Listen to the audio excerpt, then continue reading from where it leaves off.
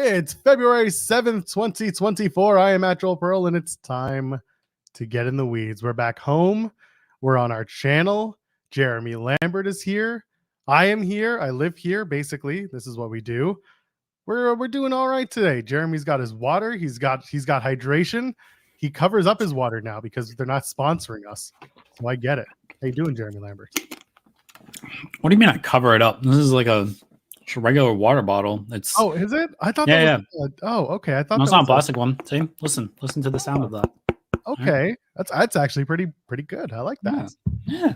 You getting that hydration. I like that. Gotta stay hydrated, everybody. Let that be a lesson to all of you. Stay hydrated. How are you doing this morning? Good. Okay. Well, that was a great show that we had this morning. Fun show. Yeah, there we go. Yes. Fun show, everybody. Thanks for tuning in. We'll catch y'all on Friday. Good night. Anyway, yes, we'll be here on Friday. We're here Monday, Wednesdays, and Fridays, 10 a.m. Eastern until noon. That's what we do. Very, very much looking forward this morning to welcoming Ziggy Haim to the show. She's going to be here at 11:30 a.m. Eastern. So about an hour and a half from now. We got plenty to talk about for a change. You know, last few shows have been kind of dragging, not really having much to talk about. It's been the conversation's been boring. You know, there hasn't been much that we discussed. So Joel. Yeah. Joel. What? Monday, feel like you got a little heated at the end of the show, you know?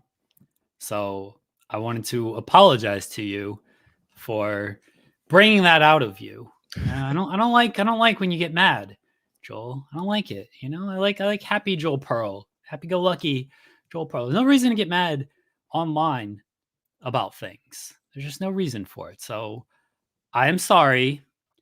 And to make it up to you, Joel, I have made a graphic that I think will make you and everyone very happy. All right?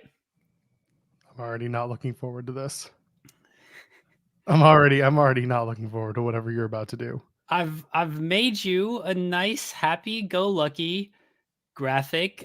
This is for the people. This is for everyone, mind you, not just Joel. This is for everyone. Because Joel's argument on Monday was AEW shouldn't sign a bunch of losers, right? That was your argument. Yeah, I mean, you not exactly what I went for, but you can paraphrase it similarly. Yes, that was your argument, that they shouldn't sign a bunch of losers. So to make Joel happy, to make everyone happy, will reveal the newest AEW signing, not a loser, coming off big victories, coming off maybe the biggest win of his career, coming off multiple big victories. I'm not sure when the last time this man maybe hasn't lost for an entire year. Joel. Wow. That's how long it's been. Amazing. Actually, he lost at some point last year, but regardless. Okay. Look at this winner. Look. You forgot something on that graphic. What? The again part. You remember like they did for Stu Grayson? No, it's not again. Yeah, it is. No. Are you trying to say that he was a deep state psyop thing for... It's a different person. Oh, it's a different person. Oh my God, you're right, because he's now the American Nightmare. Yeah, this is a totally different person. All this man does is win, no matter what. And he is back, a winner, Joel. Are you happy about this signing? Do you like this signing? Yeah, but I mean, who was he beaten recently? Shinsuke Nakamura. That is accurate. He did defeat Shinsuke Nakamura. Yeah. But then he got beat up and made to look like a little bitch. But he won. He did win. That does. Who cares? Count. It doesn't matter how you look. It doesn't matter if you look like a bitch. Wins and losses is all that matters, right? That's what you told me. You told me the performance doesn't matter. Brian Keith may have looked good, but he lost. So who cares? He's a giant loser. You're right. If Cody decided that this was the straw that broke the camel's back and went back to AEW, because for all intents and purposes, he has not officially re-signed his WWE contract. At least that's according to Fightful. We don't know. Maybe he would make the jump back. Who knows? And at that point, yeah, listen, as long as there's one caveat, Jeremy Lambert, if Cody Rhodes goes back to AEW at any point, They immediately have to strike the I can't contend for the World Heavyweight Championship. Well, that was a different person. It's a different. You're right. So you know what? So that different person can be like, I want the world title and I want it now. So world champion, we're gonna fight at the next pay-per-view. And then after Cody loses and gets shuffled down the card for several months, maybe relegated to Ring of Honor and then brought back up very slowly, then maybe we'll have a world heavyweight championship contender in Cody Rhodes, the American Nightmare. Well, technically, the last time we saw him in AEW, he was a giant loser. He lost to Sammy Guevara in a That does make you a giant loser. That's true. Yeah, I was at that match. It's a good match, though. Was that the ladder match? Yeah, that was the ladder match. That was a 5-star match according to some people. Wasn't for me, 5 stars, but yes, I was at that match. I was at Cody's last AEW match. And Joel, I have breaking news. Okay. I don't know if it's breaking news, but I have news for everybody. I will be attending Sting's last match. Hey, I know exactly how you got there too. Good for you. Do you? Yes, I do. Oh, okay. I heard. Wow, all my scoops are just like, I can't. No secrecy in this business. People just leaking shit to the sheets. You have to accept. 5 minutes. You have to accept the love, Jeremy. You have to accept the love. I know. Yes, that's. Yeah. Yeah. Yes, you do know. You do know. Of course, I know. I know. Great person, fantastic person. Yes, absolutely. Very much a fan. Yeah. Ladies and gentlemen, if you're here and friends me on the binary, go ahead, leave a thumbs up on the video. And of course, subscribe to us here at Fightful Overbooked. And you can always point to the sign while you donate a super chat. Any amount, get the question or statement read on the air, be a part of the conversation. Mike saying you and 17,000 other people. That's right. That's how many people are watching. We probably will not be starting any parades or big movements to march from New York to other states to sorry, let's just clear the air real quick. That was a joke. Okay, we talk about busted open radio and we make the illusion that we want to be better than them. We like them as human beings. It was a big joke that Dave LaGreca was doing. The link on the post was for his show at the Gramercy Theater. And I thought it was hilarious. I thought the people biting on it was even funnier. But you saw this, Jeremy. This was the Cody walk. What was this? I didn't. You saw this. Don't tell me you didn't see this. Y'all have got to realize I am not as online as everyone believes that I am. Y'all did something yesterday about like wrestling media. And I'm like, I don't know who these people are or what you're talking. I know who they are, but I didn't know what y'all were talking about. I saw Sean mentioned something like it's not a rally, and I didn't bother to look any further than that because it all sounded stupid. And then I moved past it. I'm online to do a job, Joel.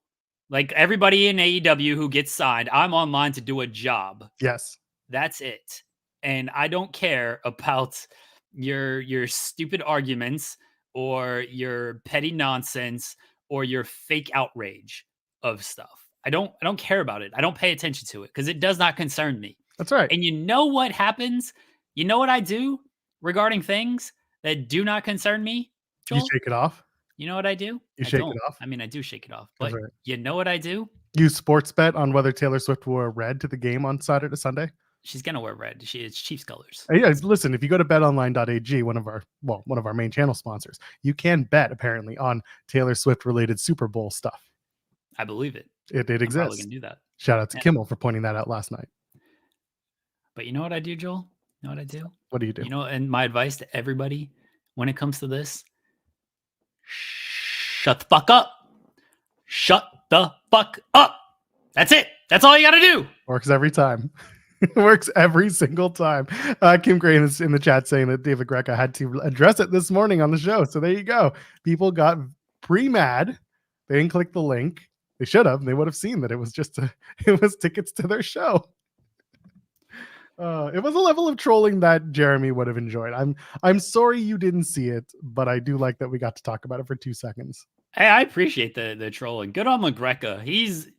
LaGreca's like true ride or die Cody fan. Yeah. So it's a good bit if he just was promoting his show by making it out to be a rally and then people getting mad about it. I respect that. I truly respect that. You should ask Steven Jensen tomorrow on the Spotlight if he would participate in a rally such as that. Oh, that's such an easy answer. Are you kidding me? He would no, but I want to know how far he would go. Would he lead the rally? Would he drive a bus full of people to the what would he do driving all the way from where he is?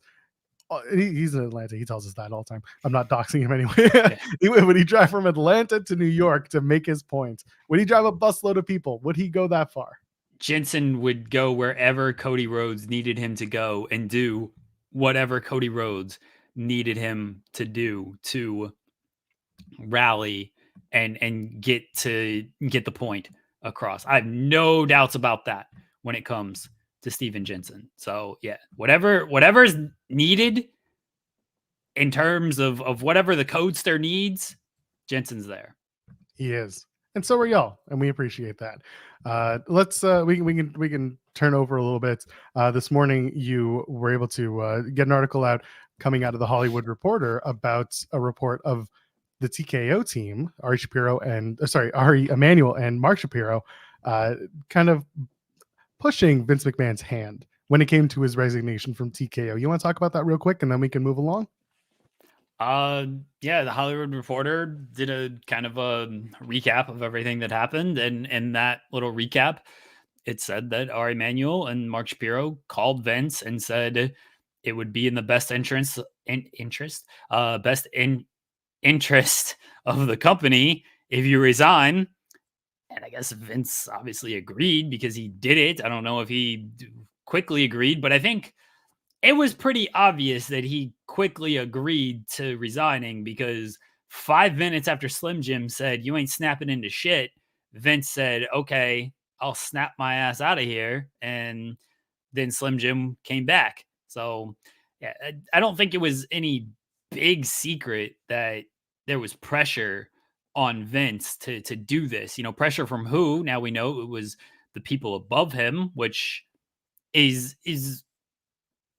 pretty expected, I would say, because it's always that's how that's going to work. But the pressure was also from sponsorships and from the pressure was going to be from sponsorships and from streaming deals. I'm sure if Netflix had been like, "Ooh, maybe we, I don't know what's in the contracts or anything, but if Netflix or anybody else had been like, hey, maybe we're going to pause things, maybe we're not going to air things," then that would have forced them out too. I'm sure if Vince had it his way, he would have just stuck around. But it's not it was a good information. I don't think it was like a shocking revelation or anything. And someone in the chat saying, does Slim Jim not know that there's more than just Vince in the lawsuit? I'm sure that they know, because the only person that they can currently at the time hold accountable who was still working and part of the allegations, outwardly part of the allegations, were Vince McMahon. Yeah, but I mean, WWE's named in the lawsuit. Yes, at WWE's name, but I'm saying that in terms of a physical human being who was part of the lawsuit, it was Vince McMahon. You couldn't. It's John Laurinaitis is gone. He had been gone for years. WWE. Everyone else is, reporter or sorry, not chairman. Sorry, executive, corporate executive. 1, 2, 3, 4, 5. The only name that was currently attached to WWE in a physical sense at the time of the lawsuit was Vince. So I'm not saying he's taking the fall, because it's definitely not that, because there is much more to come. But Slim Jim knew, and Slim Jim was just like, well, this is the guy that is front and center right now. So you got to get rid of him. Yeah, I think, I mean, maybe I'm wrong in misinterpreting Jeffrey's post, but I think a lot of people have said this, that it's nice that they did it, but then once Vince resigned, it's like, oh, we're back. And it's like the whole company is in this lawsuit. There Right. are other people, corporate executive officer number 1 and everything. There are other people named who may still work for the company. There's still a talent who, even though he's there's no creative plans for this talent, he's still part of the company. So I understand if people are like, hold everyone accountable. Okay, just because Vince is gone, that doesn't solve the issue. I'm in agreement with that. I hope that they are continued to be held accountable. I hope questions are still being asked. We got this big press conference tomorrow, and we talked about it a little bit with Tim Marchman. I know a lot of people have been tweeting about it. We're going to have friends, associates who are there. There's going to be a big media conglomerate who are there. The Super Bowl is in Las Vegas, where this is being held tomorrow. This is more than just wrestling media going to this. That could be a good thing. That could be a bad thing.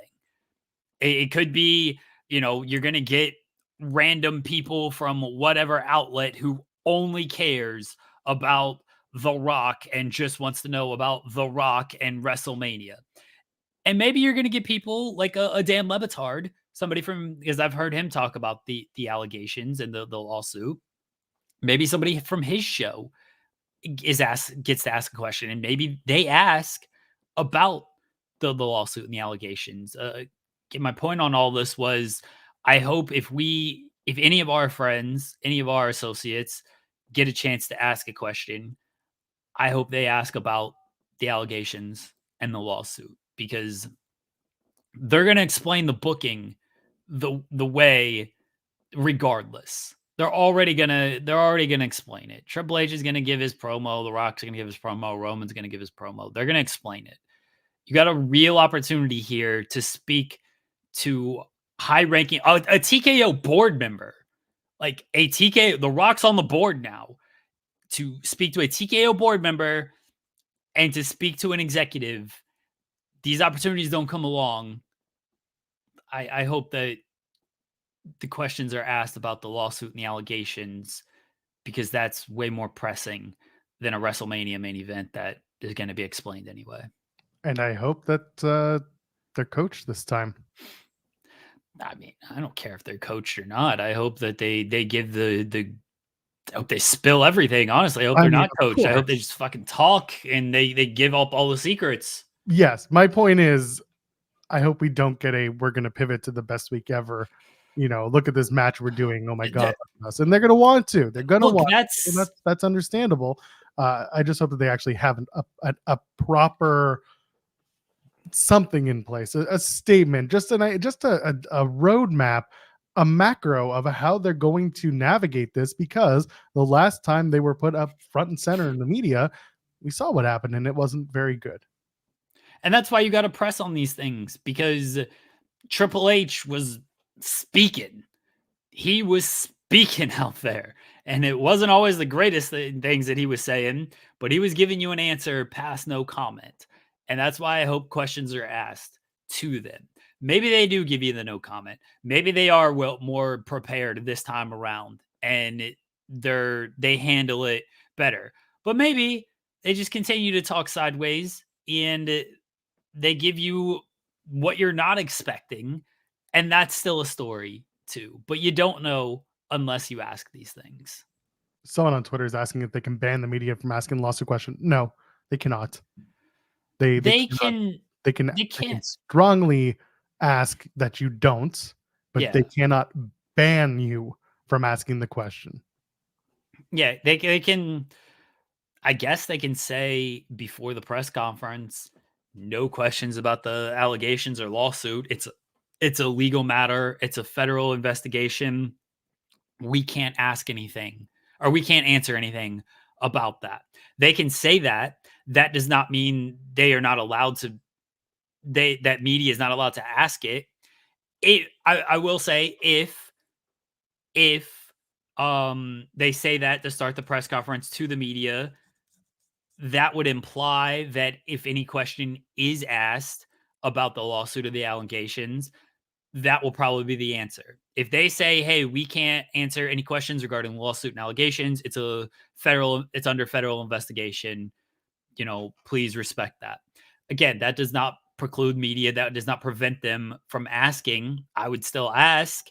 And then the answer might be as simple as that. Triple H might just say, like, as we said, we can't talk about the lawsuit or the allegations. It's a federal investigation. That might be their stock answer, and that's fine. But you don't know unless you ask. Exactly. I don't have anything to add to that. I really just wanted to bring it to the attention again. We say that we're going to continue to update the story as it develops, and whether that's every show or every other show when something important comes out, like a presser or an article from Hollywood Reporter, something that we cover as well on Fightful, we are going to talk about it. So that's where I want to go. Constantine Cryos. I've listened to a lot of stuff regarding this lawsuit. Constantine Cryos, who was suing WWE, part of the CTE lawsuit, the concussion lawsuit that eventually got dismissed. This was a few years ago, and Ashley Mazzaro's death. And, in that there was she alleged that they covered up sexual assault during the trip to Kuwait, I believe, overseas, and that came out after she died. WWE released a statement saying she never said anything. They denied it. The usual, denying everything. But Constantine Cryos was on News Nation talking about it and talking about how this has been part of the culture in WWE for years. And there's a lot of stuff that's going to come out about this. There's a lot. And a lot of it's not going to be good.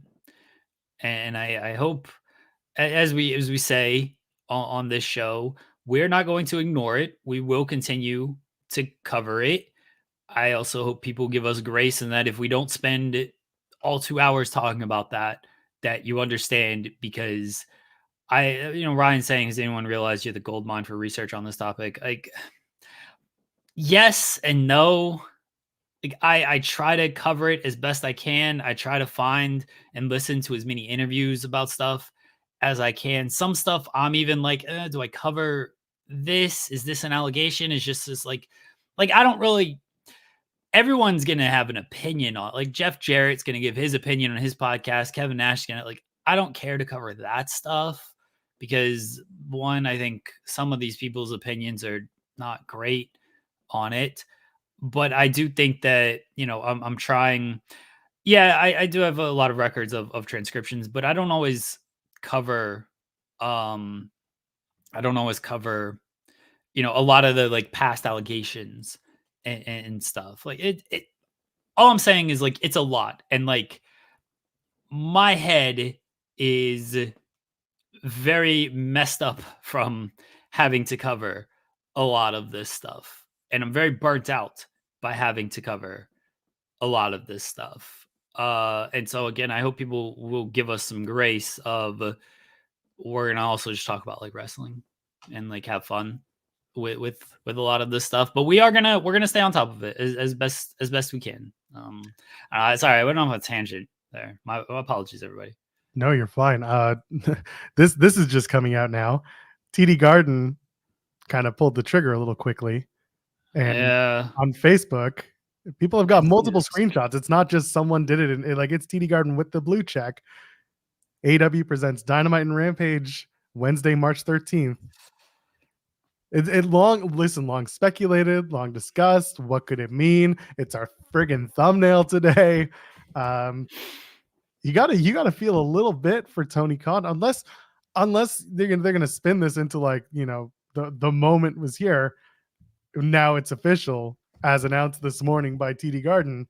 We're coming back to Dynamite, and we're gonna make a money-making announcement or something like that. It's gonna be a bank holiday. I don't know what you're gonna call it. Bank holiday is one I'm seeing. Yeah, bank holiday is such a UK term, though. That's like doing it in Wembley and calling it the bank holiday show. I don't really mind that, this is for the very, well, I guess a lot of AEW fans are very online as well, but, like, this isn't such a huge, like, oh my God, I can't believe they spoiled it. Like, everyone expected this. Everyone, like, it's there. It's on Ticketmaster too. That's right. I did see that Crystal Ticks has the pre-announcement stuff. So it's very funny. Do we want to talk about Mercedes? We can. I've seen screenshots. I'm, like, looking. I could not find it on Facebook. I can't either. Yeah, but that's the thing. The more I see the blue chat. Like I'm seeing different. I'm seeing mobile. I'm seeing desktop. Like I'm seeing screenshots from different places that are actually like legitimate, which makes it interesting. Yeah, I'm looking on Ticketmaster, I guess, to see if I can find something on the Ticketmaster Yeah, here. WrestleTix has something up on their side of things. I mean, I believe it. Look, there's screenshots. There's clearly something going on. Oh, here we go. I found one on Ticketmaster. Yeah, general on sale date is February 2nd or February 10th, sorry. March 13th, Boston or TD Garden, Boston Garden, whatever you want to call it. So yeah, Ticketmaster does have it. I do see that. I did not see it on TD Garden Facebook or TD Garden website or TD Garden Twitter. Yeah, it's not on their website. I Yeah. did go first to there to see if the events section had been updated. It hasn't. It's really just on Facebook of all places. You're gonna start getting calls from your boomer parents being like, "Hey, you're a wrestling fan. Did you know that?" Sorry, you got to do it in a Boston accent. Did you? I can't do Boston with an old person. What? Did you know that AEW is coming back to Boston? You know they're coming back to Boston. You're gonna come and see the wrestling at the Garden. You want to come and hang out? We're gonna I make you some dinner. We can go to the Boston Market. Go watch the wrestling. What is this accent? It's the worst Boston accent you can think of. You are attempting to do here. I don't know. Listen, if I upset one person today, let it be someone from Boston. It's fine. Yeah, someone telling me they shocked the AI bot telling me to channel Ted. That was kind of what I started doing when I did it. Good show, Ted. It's a good show. Yeah, I watched. Hey, I you finished got the it. season. You got a pack of Boston Yard. Oh my gosh, it's your khakis. We gotta stop this. We gotta stop this Canadian from attempting to do a Boston accent. It's just like when Bostoners try to do a Canadian accent. It doesn't work. It sounds awful. Do Bostonians try to do a Canadian accent though? Everyone tries to do it. How do you pronounce chowder in Bostonian? It's chowder, chowder. It's chowder, chowder, chowder. It's chowder. Say it right. Only Simpsons fans are gonna get that one. Yeah, don't watch The Simpsons. I watched the Family Guy episode of The Simpsons last night. Did you? I'm sorry. That was an awful episode. It was fine. It was very cliche of the jokes that they would do. I only made it like halfway through. I was very tired, so I only made it halfway through it. Anyway, so it looks like Mercedes Moné is going to be at the Boston Garden on March 13th, talking about Shouda. Sorry. Sorry, I gotta stop reading the chat. No, but listen, let's. I'm not gonna make fun of Southern accents. I like them. But no, let's talk about it. There's a possibility that this is the debut of Mercedes Moné. This is a big get for AEW. This is long time coming. It's definitely been in the cards since, good Lord, August, if not earlier, because of the original plans for her to have won the New Japan Strong Women's Championship. Things have changed. Here we are. Mercedes Moné possibly going to AEW. What's your immediate reaction?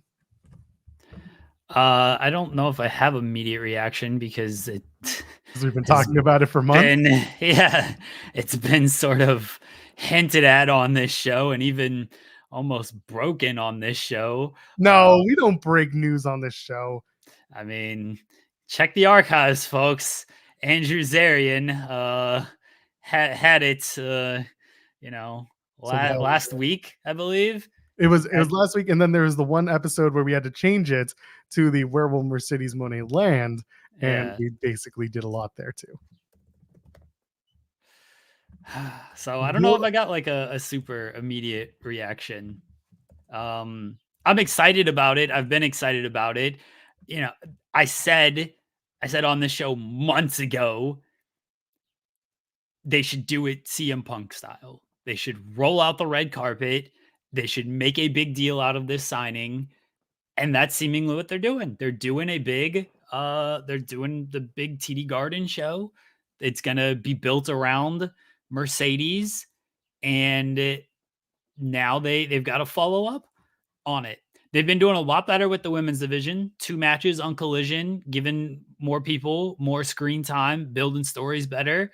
And now they've got a legit superstar who can take it to the next level. And now you've got to continue to focus on it and continue to give that time.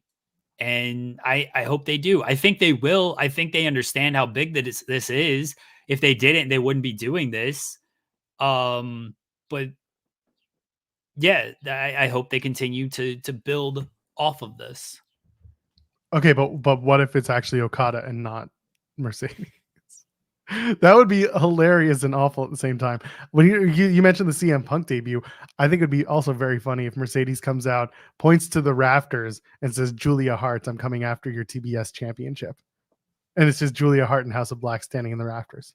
Oh, that's not gonna. No, that's not good. What? What are we? What? Just saying. But I do. So people are saying, okay, you've got Mercedes coming in. You've got possibly Camille as well. They just signed Diana. You've got Mariah May. Look, the talent is there, but the talent has largely been there. Not to this level. Not to this level. Make no mistake. It hasn't been there to this level. But let's not act like they haven't had a good women's division in the past. Let's not act like they haven't had depth in some of the division.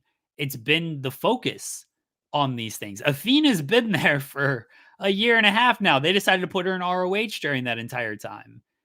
It has never been the lack of talent. It hasn't. Yes, now we've got Mercedes Moné, who is a big-time superstar. That's 100% true.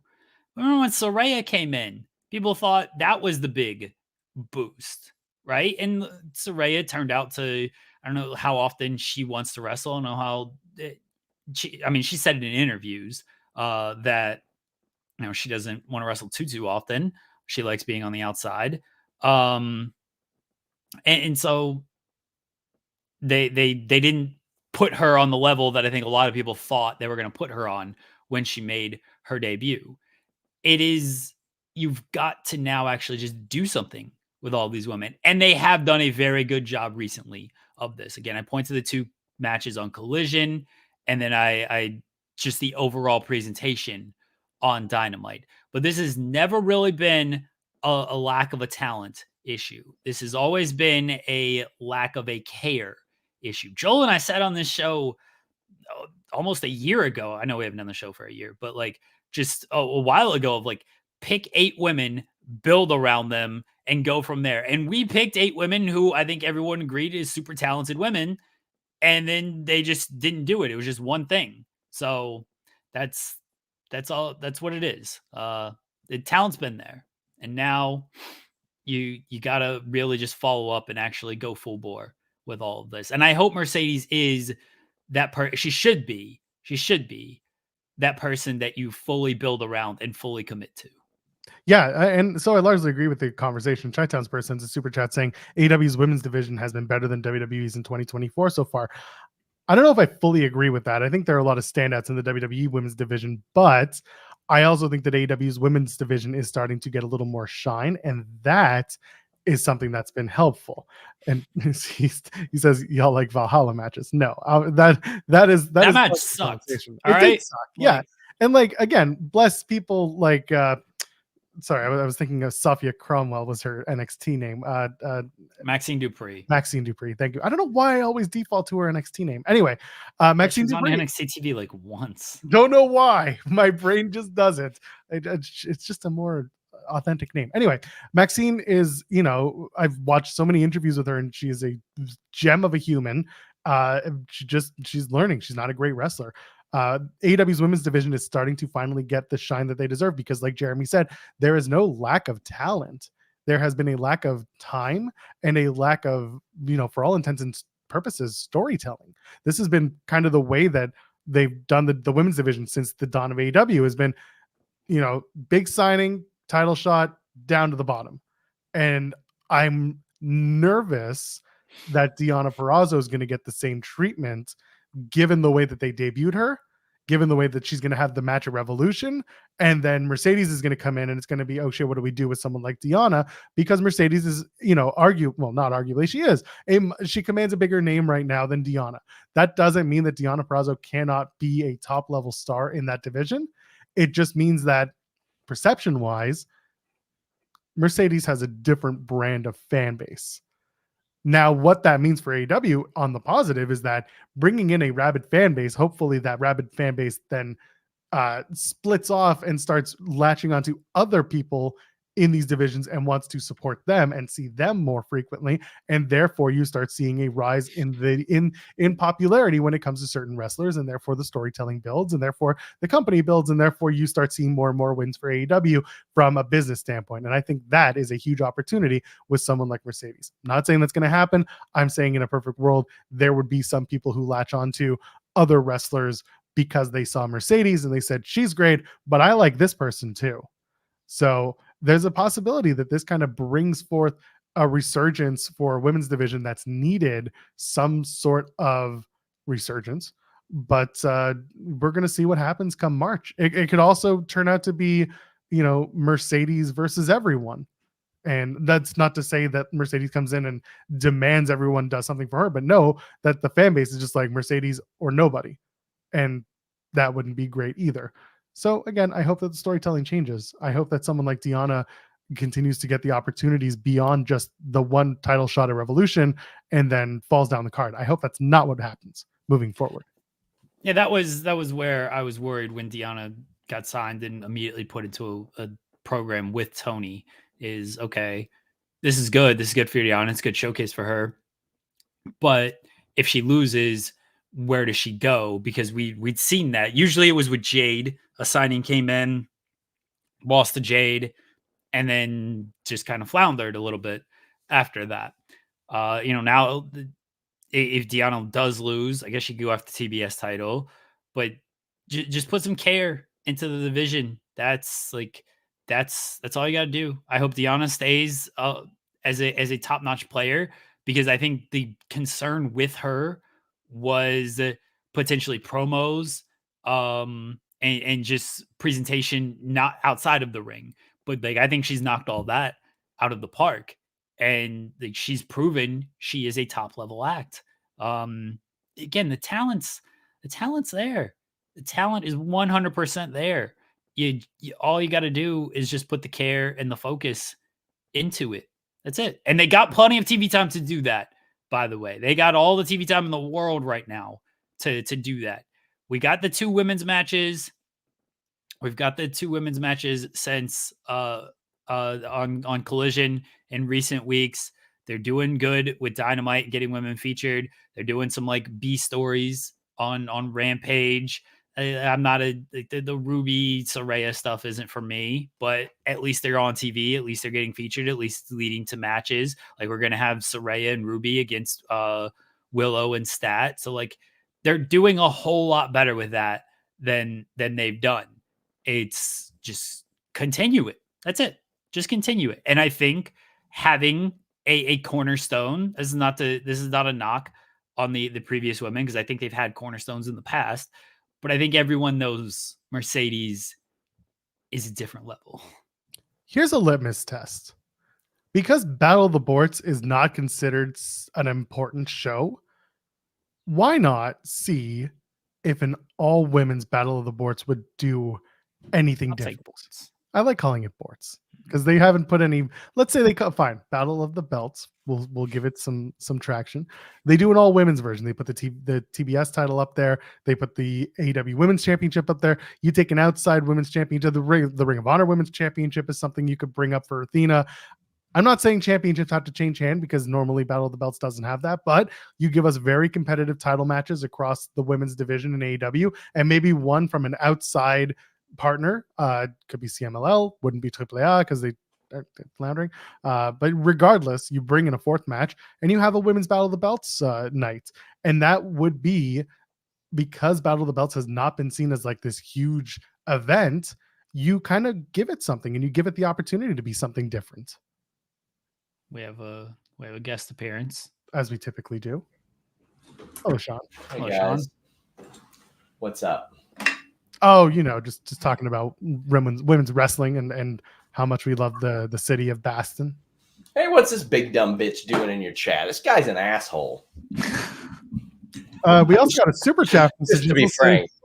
Great. I'm glad you're spending your money, but you're an asshole. I just want to say that publicly right here. That guy's an asshole. But I'll tell you who isn't an asshole. My good friends at Grounded All Day Cafe. Because look at this, my friends. Look at this. Oh, that salmon stack. It's beautiful. It's wonderful. Woke up at the crack of 10 just to get it. I hate you so much. 7 o'clock every day. Insane. Oh, look who's back. He's been freed. Oh yeah, no, he was never unfreed. He was never incarcerated.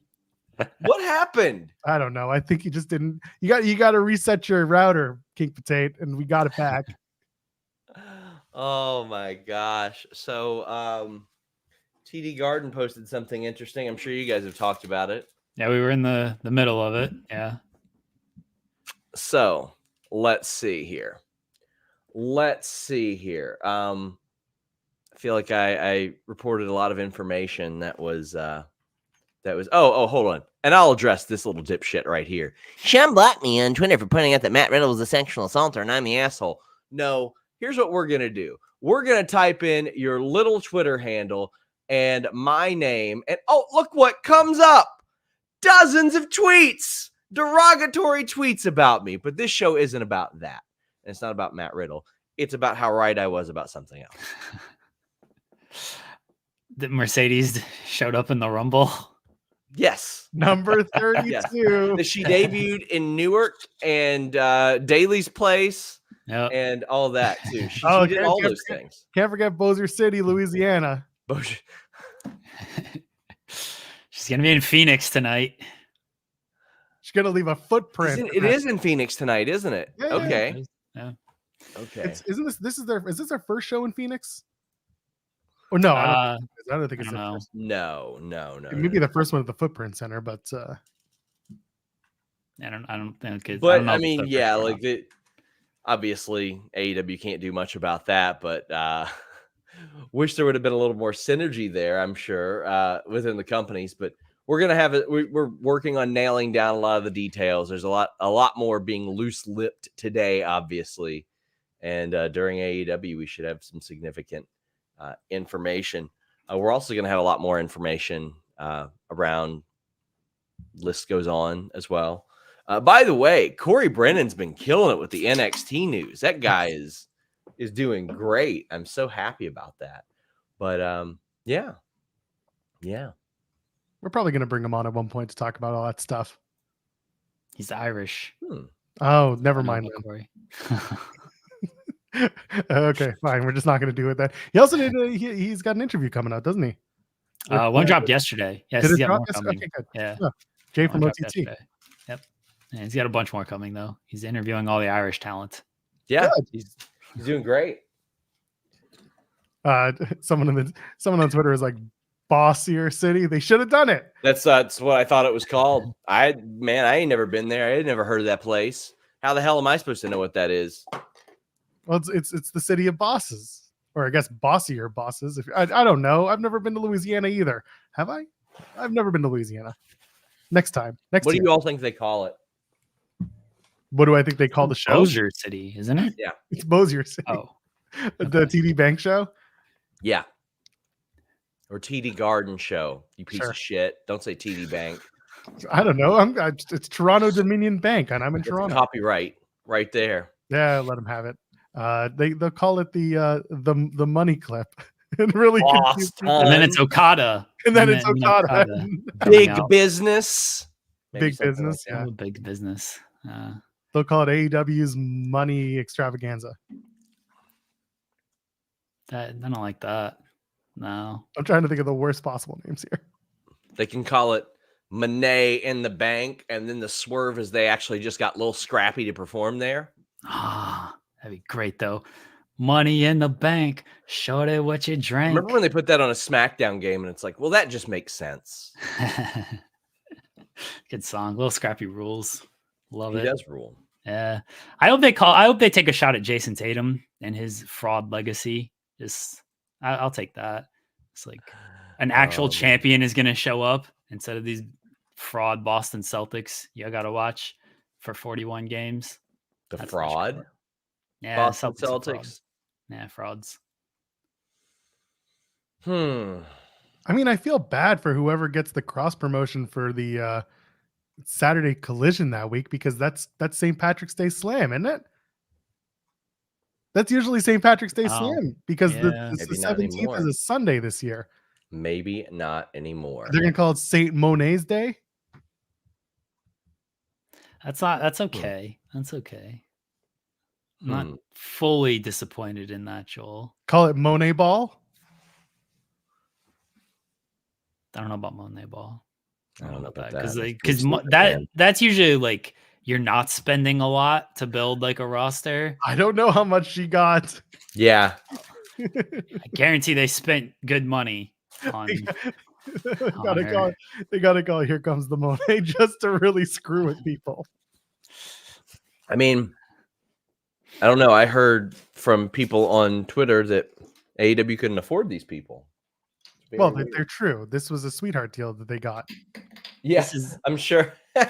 Could you imagine? You know, guys, I really want to wrestle in AEW, so I'm going to take a big discount. Yeah. I bet Mercedes said that. Big fan, Tony. Big fan. Can I wrestle? Yeah. I loved how you booked the women's division for years, so I've got to be a part of that. Let me take less money. Mercedes coming in for the hot dog and the handshake deal. Just we're good here. Just give me a cut. He's actually not even paying her. He's making donations to Nami. Like, she took my lead. She's paying for herself just based on the energy drink she's selling. No, can't sell that in AEW. We got to get through the mushroom drink first. Just paying for herself. You'll be fine. All these people are getting big money deals. This is the long game. This is the long game that WWE's playing. Tony's going to bankrupt himself by paying all these deals, and then AEW is going to go out of business. That's the WWE long game. That's what they said, wasn't it? When WWE released all that talent? Yeah, they're just AEW is going to sign everybody to big deals, and then AEW won't exist. They're going to run out of money. The Shad Khan billionaire is going to run out of money. WWE the last year or so has probably been as good as it's been in quite a while, but yeah. It's going to be an exciting post-Dynamite show for y'all. It will be. Kate's actually hosting, but I'm going to join at the top of it to gloat, and to give you guys some exclusive news. So tune in at 3 p.m. Eastern for The Hump, except for Sajizzle. He's a big stupid bitch. Wow. Okay, then. Thank you for that. Bye, Sean. Super chat from Sajizzle. Mercedes' ability to bring out the absolute best in her opponents, even in a loss, is a game changer. Well, if she continues to lose and they give her the graphic, then we'll just be on par with every other conversation we've had. She's gonna get a graphic without even having a match, Joel. That's right. That's true. She lost her last match too to Willow. A giant loser. Couldn't even win that title. Why is she getting any type of graphic? They should bring her out. Said it like a Canadian. Bring her out and have her lose to somebody ceremonious. Just a ceremonial loss, so that Tony Khan could be like, Mercedes Moné, and it's the graphic, and then that's it. Big old lose. She's coming off of a loss. She hasn't wrestled since May. Right? May or June, one of the two. Why is she getting signed? Big old loser. Oh, I think she's lost 2 of her last 3. This is the thing. It's only low card. Only low card get loser graphics. It's true. Jeff knows. Jeff gets it. People telling me not to start this again. No, we've gotten it out of our system. I slept like a baby that night, by the way. So thank you for encouraging that. We're never doing it again. Big old loser, lost 2 of her last 3 matches. Shouldn't even been signed. Well, no, this makes it perfect for her. Just as fraudulent as Jason Tatum. Somebody was mad at me about taking shots at Boston Celtics. I'm going to keep doing it. Jason Tatum and Mercedes Moné What's the difference between them, Joel? Do you know? Losses? Well, one makes a lot more money. Right. Congratulations. But they're both frauds. They're both giant old frauds. Get all Boston mad at me. Boston, the mean streets of Boston. Well, they were. Oh, no, that's Philadelphia, the Broad Street Bullies. Well, then I guess you're right. What's Boston ever do? They beat the Leafs that one time, and I cackled like a little girl when I watched it. The Bruins had the best record of all time last year. How far they get in the playoffs? They got beat in the second round? No, they lost in the first round. They blew a 3-1 lead. Good for them. That's karma. Yeah. Maybe the second round. They lost to the Panthers. I'm pretty sure it's first round, though. Didn't they beat the Leafs again? I don't know. They always beat the Leafs. That's what. No, the Leafs made it past the first round last year. That was the big thing. But then they lost in the second round. One title in 35 years. You know how much Boston sucks? The Boston Celtics suck. You know how bad the Celtics are? Doc Rivers. Sorry. This is what sports talk radio sounds like. Great. We can make more money. I don't even have to watch the product. I can just talk shit about sports. This is how SP3 and I sound on Tuesdays, just talking about basketball. Y'all should be watching that, not us. Yeah, just yelling at each other the entire time. Oh, I thought you were going to carry out your comment there about bad Boston sports. Just the Celtics are frauds. What's true? And Jason Tatum, dollar store Kobe. That's insulting to Kobe, honestly. Yep. Homeless man's Kobe. Wow. You know, it's completely fraudulent. Wow. That's anyway, all. So there you go, Mercedes. I want to feel bad given the circumstances about the TD Garden thing, but at the same time, it's just going to get more people, looking at Dynamite tonight and looking for the announcement. I don't think the announcement itself was going to get people in the door as much as really the show itself is pretty stacked tonight. So we'll be talking about that. It's a great show tonight. I mean, I'll do my plug later on, but it is a really fun show tonight. Yeah, they stacked it up to a point where like I'm interested in almost everything. There are certain things where I'm just like, all right, we're just doing this matches for match sake stuff. But like, no, there's some stuff there's at least 2 matches with proper stakes involved where you're wondering how it goes. But yeah, I'm looking forward to it. Let's get a super chat here. Ali Khan said, I would absolutely love a Women's Continental Classic when Britt and Jamie return. Kind of bummed that Tony announcements kind of got ruined. Well, like I said, I don't think it got ruined. I think it got enhanced a little bit because it just kind of builds the anticipation. I think for most people, they were kind of anticipating this. Yeah, I think the people who are already online and are going to see this probably already anticipated this. I don't know how much it got ruined. And then after that, the people who aren't online aren't going to see this anyway, and they were going to tune in for the announcement and hopefully for just the show overall. So I don't think really anything got ruined, honestly. If anything, it probably helps because it confirms things a little bit more. And I think that's probably a good thing. I do hope Tony gets online and is like mad about it, though. I want him to tweet through it. Do some Curb Your Enthusiasm reference. I don't know. Take his phone, please. The Wire. Do a Wire reference. He did that last time, and I popped for that one. But yeah, he needs the. Who's he going to attack? He's going to attack the venue that they're going to? Yeah.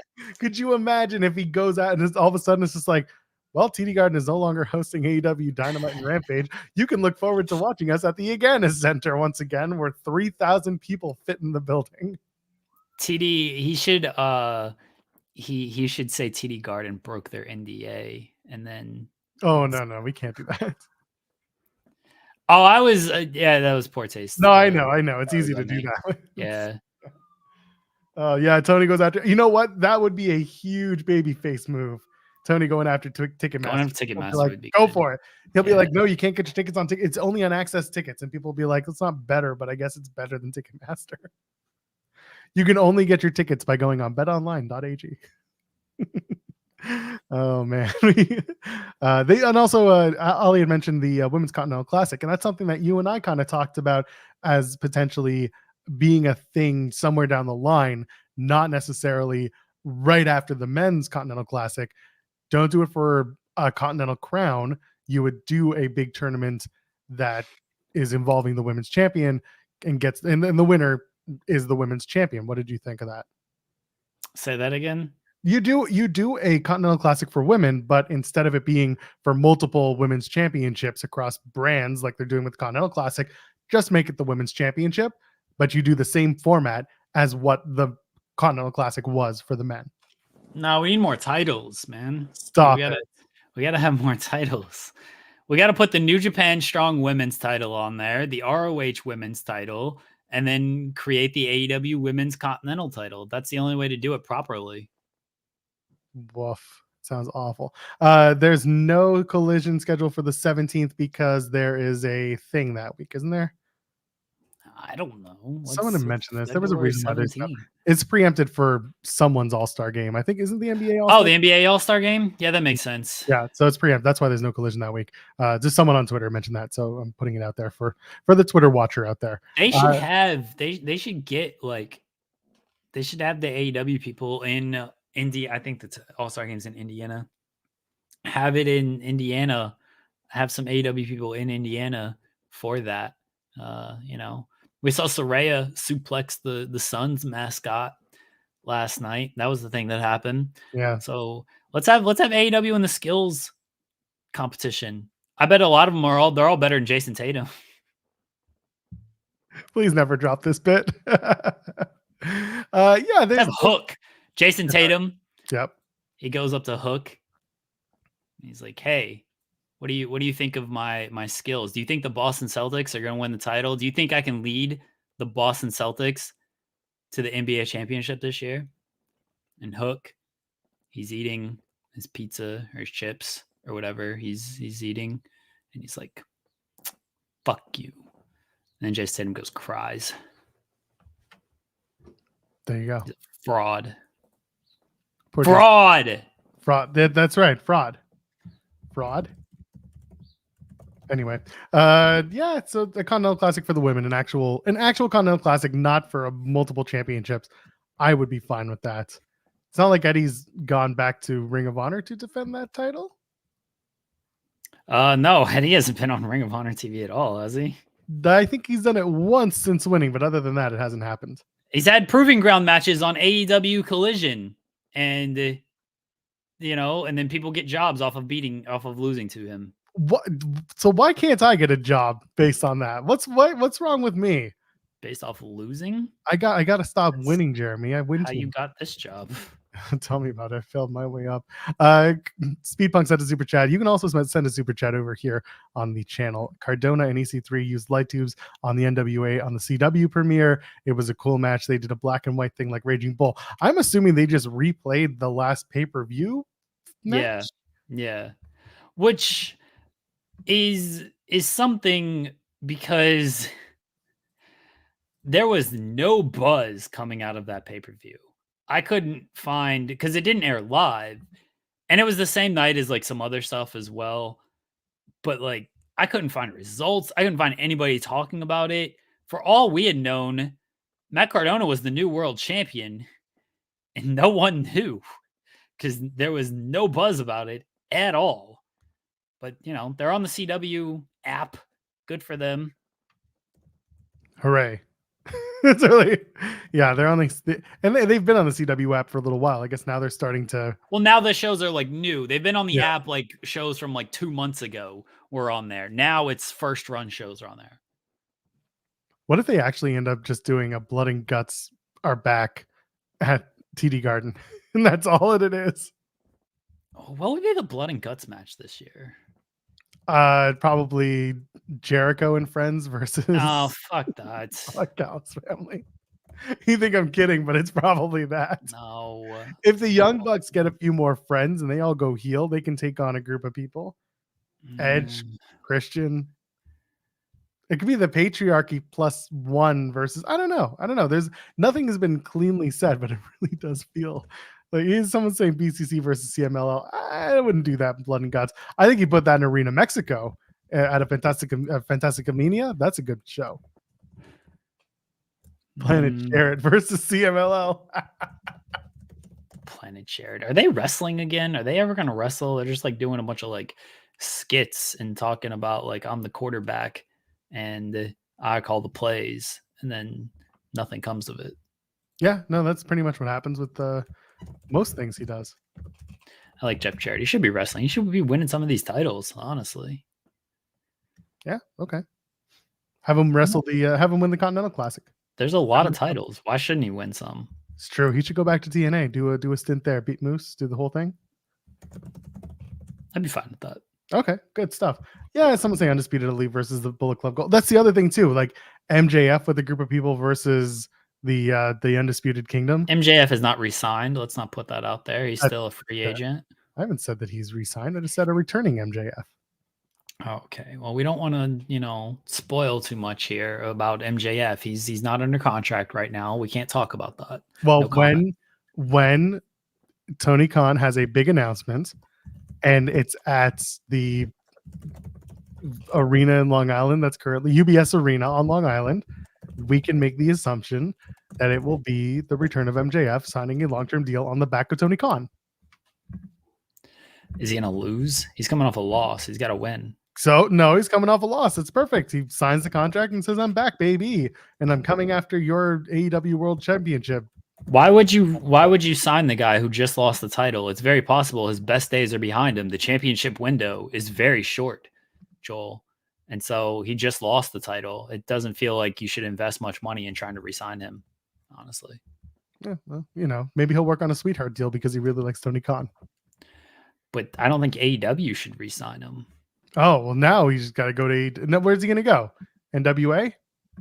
Why can't he go to WWE? Yeah, it's fine. Could easily go to WWE. He could. Do they want him because he's a big old loser, though? Yeah, they took Cody off of a loss. That's true. They did. Drop the title, went off to the new market. Yeah, Jade lost. Oh, go to MLW. Go back to MLW. Win the title. Yeah. Yeah, Satoshi Kojima could win twice, and so could MJF. Could go to MLW. Take the title off Kojima. Do it, Max. Bobby Fish is going to MLW. Oh, big deal that is. I love it. So excited for old big dick Bob Fish to get in there and just swing it around in the major leagues like he deserves. Maxwell Jacob something would be great. Him and Jake something should be in a tag team in TNA. Something brothers. I would love to see that, and they're better than you. Oh my goodness. Okay, this show has gone off the rails, as it always does. We'll go back to Dynamite in a little bit because that's a big show tonight. There's plenty to talk about. Ziggy Haim is going to join us at 11:30 this morning. We're going to talk about a lot of things. She's the current and inaugural Enjoy Wrestling Tag Team Champion, along with her partner, Derek Dillinger, tag team partner, Derek Dillinger. So we'll talk about that. Big hardcore wrestling person, Ziggy Haim, fellow Jew. Let's go. I'm looking forward to the conversation. Yeah, me too. It was a good chat. Let's pivot back. Let's talk about Cody, Rock, and Roman. This is a weird timeline. It is the weirdest timeline. It is the strangest timeline that's ever existed. Jeremy Lambert, why did Cody Rhodes win the Royal Rumble? What is going to happen on Thursday in terms of the story of Rock, Roman, and Cody Rhodes?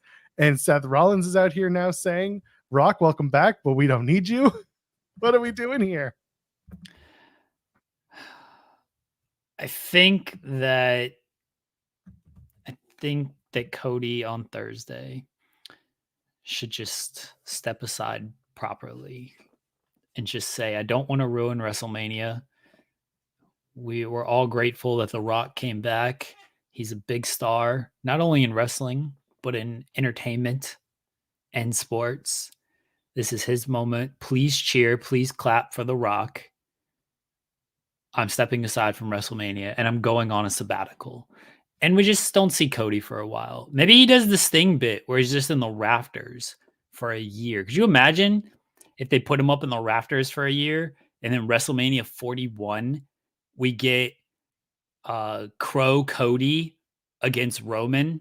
The Romans held the title for another year. What do you think of this, Joel? And in a few years, when he joins the Wolfpack, he's wearing black, red, and white and blue. It can't be up there with Pharaoh because Pharaoh doesn't deserve that. But you get like a CGI Pharaoh up there with them. So is Pharaoh painted black? Nah, well, it's CGI Pharaoh, so okay. Maybe you can do something like that. But we get Crow Cody. I feel like they're missing the boat with Crow Cody. Crody is what people in the chat are calling him, and I think that's delicious. Well, we talked about this already. We listen. We're just gonna skip the WrestleMania part where he loses. He's just gonna go home. He's just gonna go home. I mean, that's the better idea. Just doing the jobless Cody out there and trying to figure out life without wrestling until Brandy comes out and whips him into shape. Wow. Who told you it was? Anyway, Ali Khan sent a super chat saying, how will they get around Cody saying not at WrestleMania 40? Pretty much how they do it every other time, and that's just ignore that he said it and just move along, just kind of head down, tweet through it. They did it. They cut it out of one of the cuts on WWE's YouTube, didn't they? Pretty sure they did. I don't know if they cut around it. They changed like the title of one to take out the Rocky Sucks on one of the titles. But he does, so that helps. Yeah, how do you get around the WrestleMania 40 thing? You have someone like The Rock, assuming we don't know what's going to happen. If somehow they get back to it, then it's going to have to be The Rock saying, you said you didn't want to do WrestleMania 40. Well, guess what? You're doing a WrestleMania 40 because it can no longer be me. It has to be you. Undeniable. You are now undeniable, Cody Rhodes. And that's how they get around it. Something as silly and easy as that. Not The Rock's wrestling, though. It feels that way. I mean, don't get me wrong. It feels that way. The Rock's wrestling. He's not coming back here to not wrestle. He's not doing all this to not wrestle. I think a triple threat match is stupid because you're undercutting your own. You're undercutting two big stories there by to do a triple threat match. The easiest solution is Roman wrestles 2 nights. And I know people don't think that's going to happen because Roman barely wrestles, once a month. How's he going to wrestle back-to-backs? But that's the easiest solution. And hopefully Roman understands that, but I don't know if he will. But regardless, you're still burning 2 big matches in back-to-back nights when you could have spaced them out better. It's just poor planning, poor ego-driven decisions. A lot of poor decisions that went into this.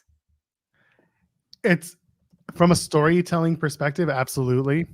What's very frustrating is that from a conversational and from a PR perspective, it did exactly what it went out to accomplish to do. Whether it was supposed to happen or not, it's been effective. The conversations, at least in the larger media, have become Rock returns. People don't like it. Not huge, sweeping federal investigation, Vince McMahon, WWE, John Laurinaitis.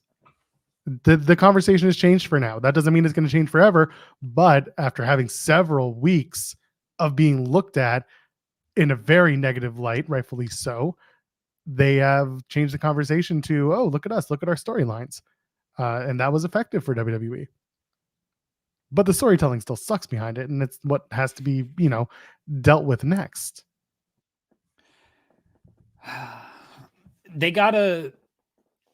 There's a lot of different timelines on this, right? According to, I believe, Dave, they knew that they had the Rock match locked in before Cody won the Rumble. So if that's the case, why did Cody win the Rumble and make the point, make the challenge, and then give the speech he gave at the Rumble, like in the press conference, saying he's the guy and everything? If this was always the plan, they've muddied things up to their own fault. And now they've got to pivot out of it, whether this was always the plan or whether... I don't think this is the plan, by the way. I don't think they were like, we're going to create this super intriguing triple threat match. Because I think that if so, they did it in a very stupid way. I also think, despite what Dave says, Rock definitely cares if he's getting cheered or booed. That man did not come back to get booed, right? He cares way too much about his public image to get booed by the millions and the millions that he has always spoken highly of and who he believes just worships him. There's something even more amazing to all this. At the center of the story, once again, is CM Punk. Because if this was the plan, allegedly as of January 1st, and Cody still was going to win the Royal Rumble, CM Punk was still going to face Seth Rollins. What was Cody going to do? What was Cody's plan? What was Cody's story if he had won the Rumble and we had one match already set with one title match already set? Cody wasn't going to go after Gunther. He wasn't going to go after Logan Paul. He was going to go after Roman. So what? This is why I say CM Punk was at the middle of this, because we were always going to get to Punk Rollins, because it felt like Punk was going to go to Elimination Chamber where he was advertised to be there, probably do the match, the Elimination Chamber match, win the chamber, go up against Seth Rollins. And again, this is me assuming that part, but originally on the card was supposed to be Punk and Rollins. So where was Cody supposed to be, having winning the Royal Rumble on this plan, on this timeline? This is why the timeline just doesn't fully add up to me.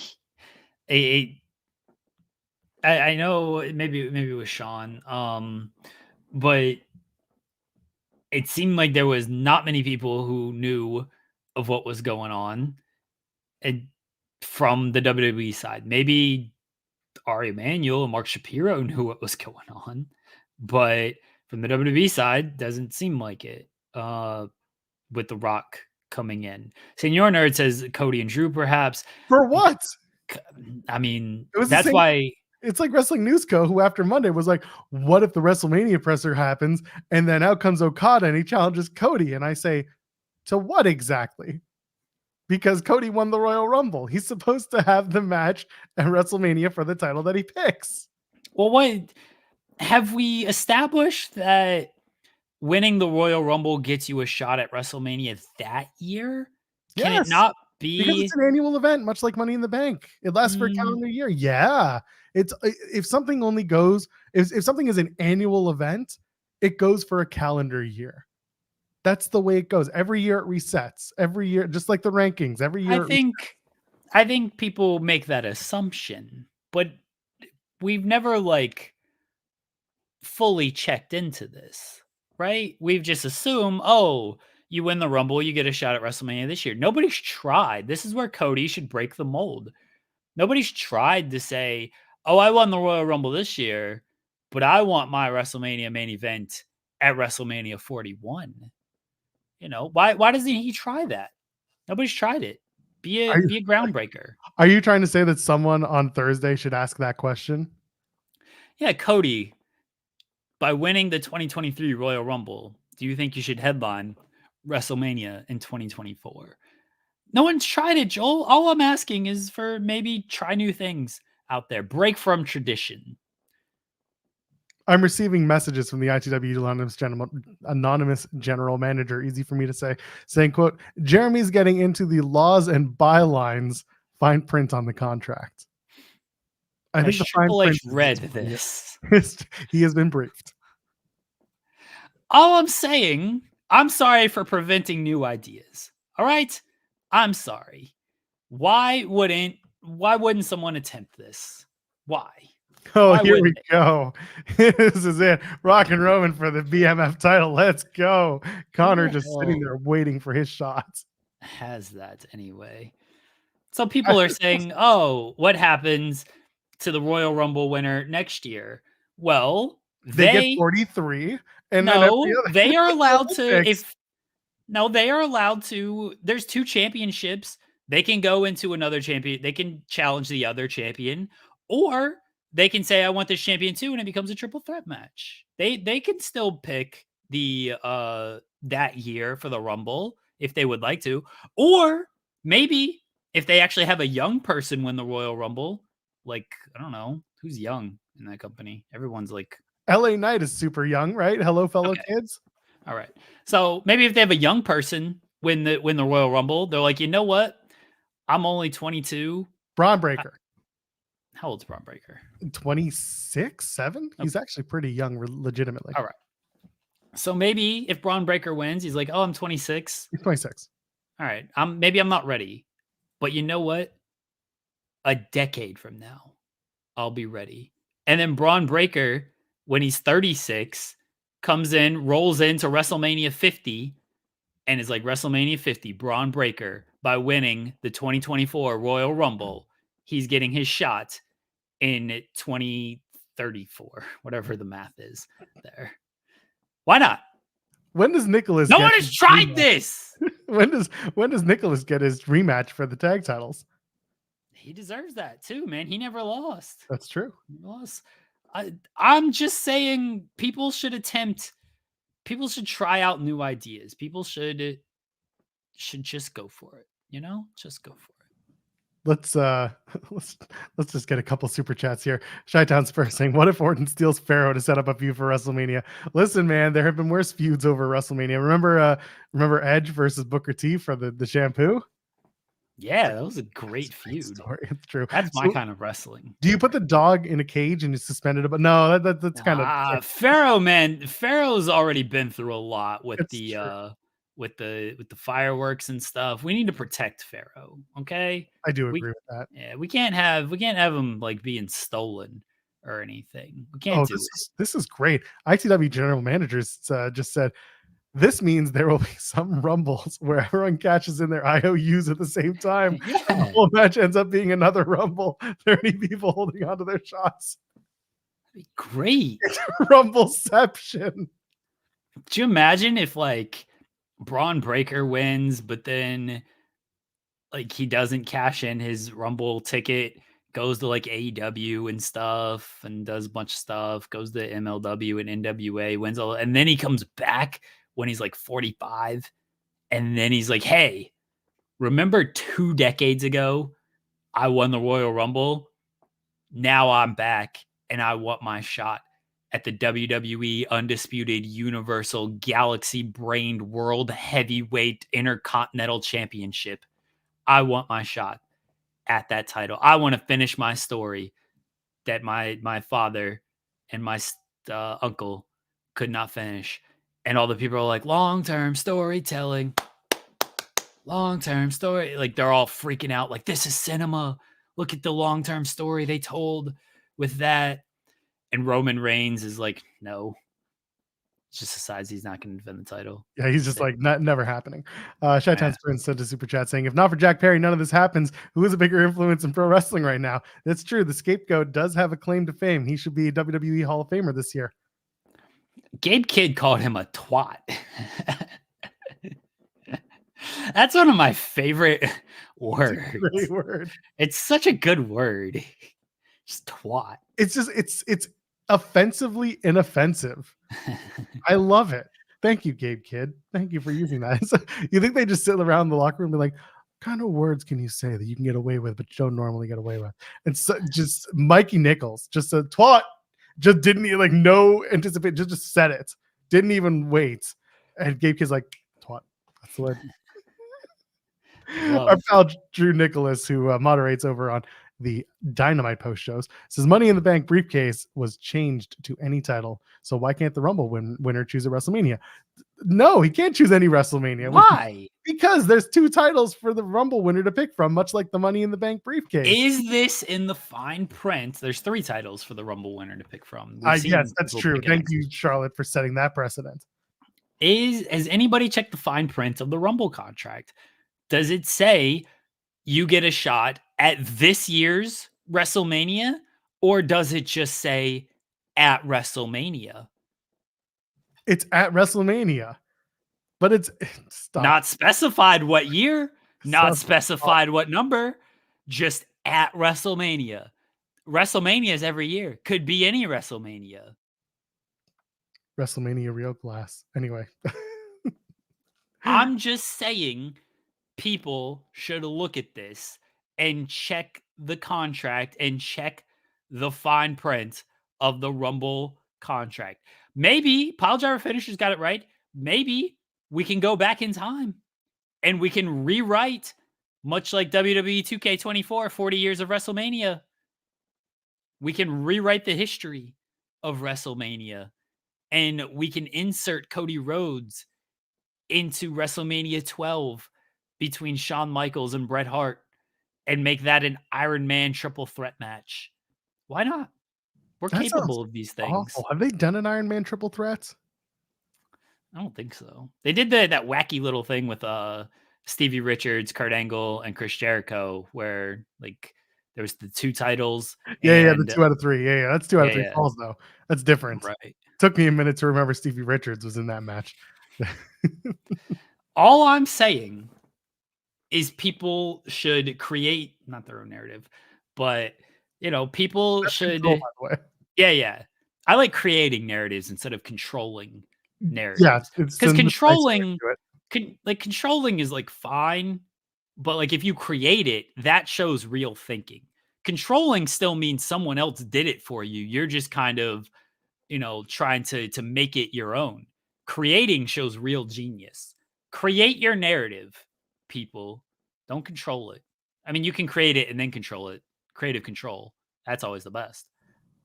But create your own narrative. Cody should create his own narrative and challenge for the title at WrestleMania 41 or 42 or 43, whatever he would like to. It's his Rumble. It's his narrative.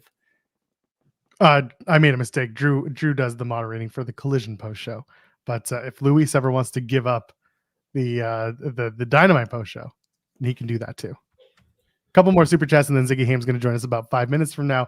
Daniel Rothenberg asked, is Triple H good at creative, or is he just way better than Vince is? I guess he has not had the easiest situation. Well, if SP3 was hosting today, he would give you a 35.5-minute diatribe as to why Triple H is not good at creative.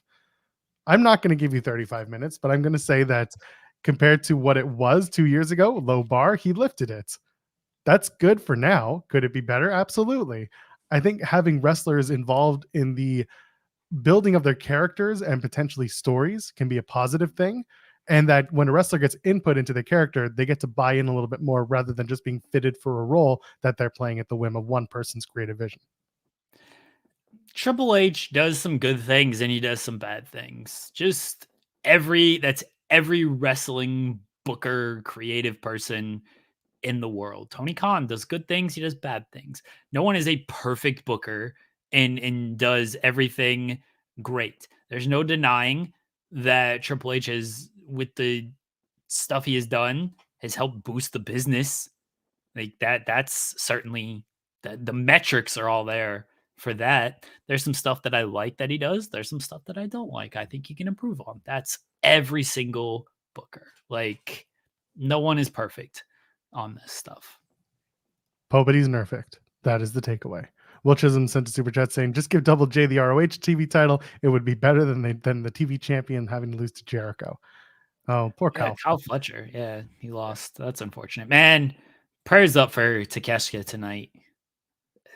Match didn't matter in Japan, so now it's real, which means now he's really going to lose. He's got Sammy Guevara is like going to interfere, and Hobbs is going to interfere. I'm worried. I'm worried for Takeshita. Oh man, that's the biggest thing happening tonight. Takeshita and Jericho. That's gonna be a tough one. If Jericho wins, that means it's 6 more weeks of winter. That's how it works, right? Is that how it works? Oh man, it's fingers crossed, guys. Our last super chat until Ziggy joined us in a few minutes from Throwback. Thank you, Throwback. We're looking forward to seeing you again soon. Not a wrestling super chat. He says, just want to thank you for being here when I needed. Mental health, it hasn't been talked about as much as it used to. Mine hasn't been good, but good people like you guys help again. Thank you. Well, thank you for the kind words. We do very commonly talk about mental health on this show, very frequently talk about it. I think I had mentioned last month was a tough month for me personally. It was just a gray, dreary January and things were not going great. But luckily we're getting some sunny days here in Toronto. So my mood has lifted a little bit. We're still working. We're still building. We're still doing our best. And mental health is a very important conversation that we like to have. We like to make sure that our audience knows that it's important and that they know that we give a damn about it and that you're always around and we are always around to be part of the conversation. Yeah, hope things get better. Throwback, take the care and the measures you need to take care of yourself. That goes for everybody. I got Sean here saying that Takesha's going to win clean. So there goes our mental health for the day. Does Sean know? I mean, good. Kesha should win clean. Does Sean know that I'm going to Revolution and not working? I'm taking that weekend off. No, you should, but we're not going to. Instead, we're going to welcome our guests if they're ready. They're ready to give me a thumbs up. So much pink. I love it. That's a thumbs in the middle. To the side. Thumbs to the side. Thumbs in the middle. Give me a thumbs up. The current and inaugural Enjoy Wrestling Tag Team Champion. Very much looking forward to this conversation. The one, the only, Ziggy Haim joins us now. Good morning. Hi. I didn't know. I was like, is the thumbs up in the chat? Do I thumbs up the chat? Do I do it physically? That's a good point. Yeah. You know, that's a very good point. Because I guess I am kind of like technology inept at this point in my life. And I was like, I've never used this platform before. Where do I do it? It's easy. I feel so old. But now that I'm here, it's very self-explanatory. It's fine. You're now wrestling's favorite bubby. How's that? Oh my God. Yes. Thank you. Let's go. Every time I see your name, I always want to say Ziggy Haim. It is Ziggy Haim. Even like they pronounce it like the Goys do it. Right? I do, like, people will be like, oh my God, I've been pronouncing it wrong. But also as, sorry if you hear dogs barking, they do that. But as like a lot of things in like Jewish culture and a lot of names in Hebrew can be said and written in different ways. So for me, I'm like, yeah, that kind of like goes with the point. And I think it's kind of cool and kind of makes sense now for me that people do pronounce it different ways. It's kind of a choose your own adventure at this point. I like both. This is a larger conversation I look forward to having with you about Jews and wrestling. We're going to do that a little bit later. I love that. Yes. I once talked on a podcast, I think like maybe 2019 or 2020, during Hanukkah about a little bit about being Jewish in wrestling with Grit and Glitter. But I'd love to talk more about it. For sure. Shout out to Grit and Glitter, by the way. They're fantastic. They're lovely. They are fantastic people. The Jew thing, I had started wanting to do a bunch of conversations about that. This was back in September. And then I think most people here know that, the world kind of got turned on its head and stuff happened and stuff changed. I'm getting back into it. And Ziggy, you were someone on my list. You kind of connected to me through that. Yeah. And then the world changed. So we're going to do that another time. But for now, I would love that. Hell yeah. We're going to do it. Now, look at that. We're already booking for conversations for next time. Let's talk about hardcore wrestling. Let's talk about your love of ECW, because I know it's there. I've seen the photos. Where did this come from? How did you get into ECW and hardcore wrestling? ECW, I think, was the first real wrestling that I did like get truly invested in. I got into wrestling at the point in my life where I was being homeschooled. I didn't do a lot, and I came into it a lot different than a lot of people, I think, because I came to it when YouTube was the Wild West and there was no copyright infringement on anything. So I did find ECW a lot later than it had happened. But from going back through the logs and having those few years of just free content on the web, it definitely fueled my love for it. What were some of the kind of standout matches from ECW that caught your eye of like, oh, this looks interesting? I loved Mick Foley and I loved Tommy Dreamer because I loved their promos. I've always been such a Mick Foley like fan in every asset of Mick Foley, but ECW and Cactus Jack was really big on just like, because they make you feel something. It's more about the story, or it was kind of in that time in ECW, and like just the emotion that was put into it, how it made you feel. My dogs are going wild, but it was more about the emotion that it made me feel and less about what I was physically watching in the ring, which I think now is a big point of like the differences in pro wrestling, and that it's all good and it's everyone's cup of tea in a different way. Let's keep this going, because a couple of years ago you defeated Bill Alfonso in AEW. What was that like? Crazy.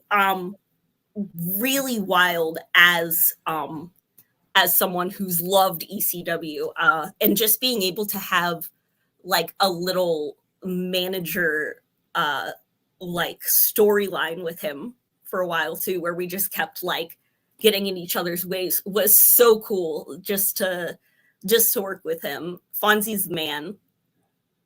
Did you get a chance to kind of pick his brain about like ECW or just like wrestling philosophies, things like that? What kind of stuff did you learn from him?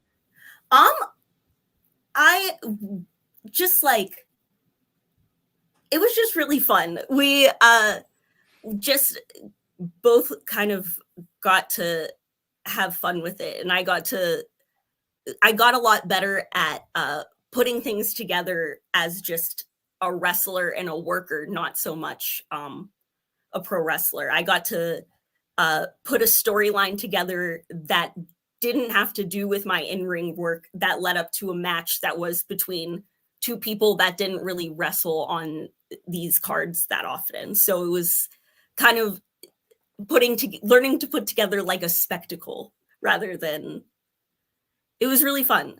I like doing it. I know you retweeted it and you said Nick Gage should be the person who faces Mick Foley, but 100%. Mick Foley, one more death match. If it's not Nick Gage, I mean, you throw your hat in the ring there and see what happens. If the options become open, I absolutely will. How would you combat Mick Foley, even on his last legs here and one last death match? I feel like he's still got plenty of crazy in him. He's done everything from flaming tables to exploding barbed wire death matches. Like, how do you prepare and combat for something like that? I don't think I would, because I would just be like so enamored by it. Would definitely be like an "I'm sorry, I love you" moment. Like, I wouldn't be able to just like beat Mick Foley. Would you enlist his kids as part of the match too? That would be sick, actually. We could do that. We could have some run-ins for sure. Oh, I love it. Let's get it. We'll have him do the 3 faces of Foley too. Oh my God, we should have you do the 3 faces. We could. I'll do it quick. I'll figure it out. We're booking this match already, Mick. I like doing the costumes. That's true. Actually, can I bring one up real quick? I deep dive people's Instagrams once in a while, and I try to pick something up. Here's the one I got to ask you about. No gods, no Meltzers. Yes. Let's talk about this real quick. It was from it was someone else had done like a No Gods, No Meltzers merch. That was like 2017. So someone had made that, and I just at that time I was like, I made a lot of different back patches for my vests. I just had like cut off t-shirts and then would just like paint on them and then pin them to the back of my vest and could change them out. So yeah, that was one of them. Of course, building from the anarchist mantra. Absolutely. Masters. I love it. Go ahead, Jim. Also, I'm a big BioShock fan, and that would do it. The gamer comes out. Yes. What are you playing today? What are you playing these days? I have been thoroughly enamored with watching my boyfriend play Like a Dragon, the new Like a Dragon Infinite Wealth. I love the Yakuza games. I love Like a Dragon, and it is so good. It is so much game. It's so much game. It's huge.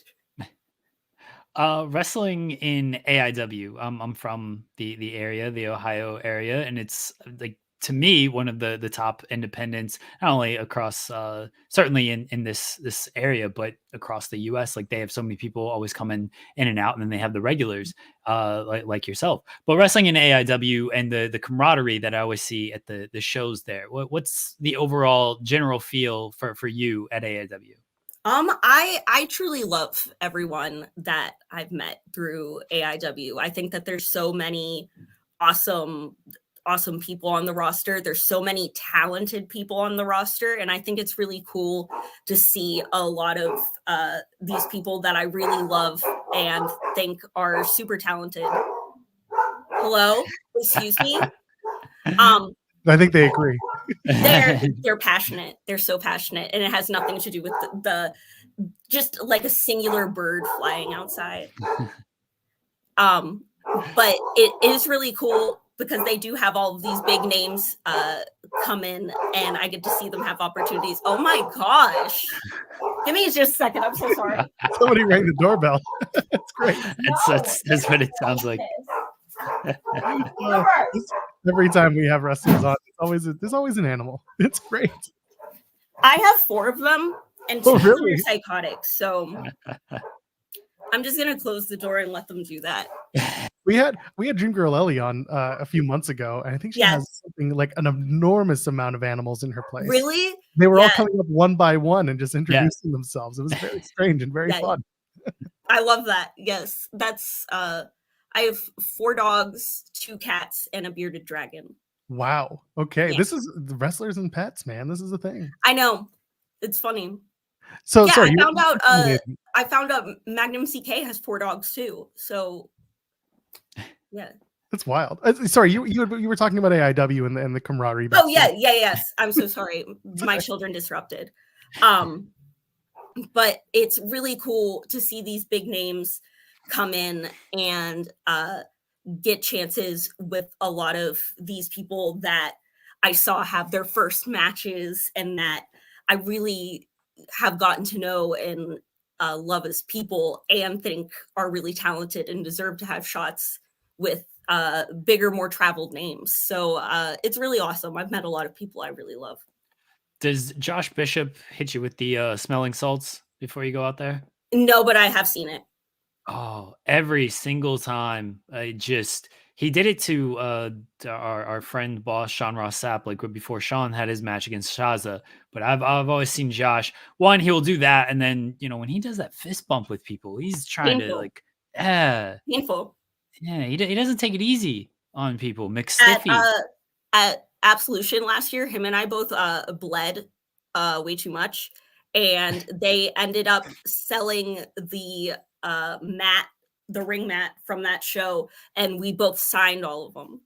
So that's you can get a bloody mat specifically signed by Ziggy Haim and Josh Bishop if you want.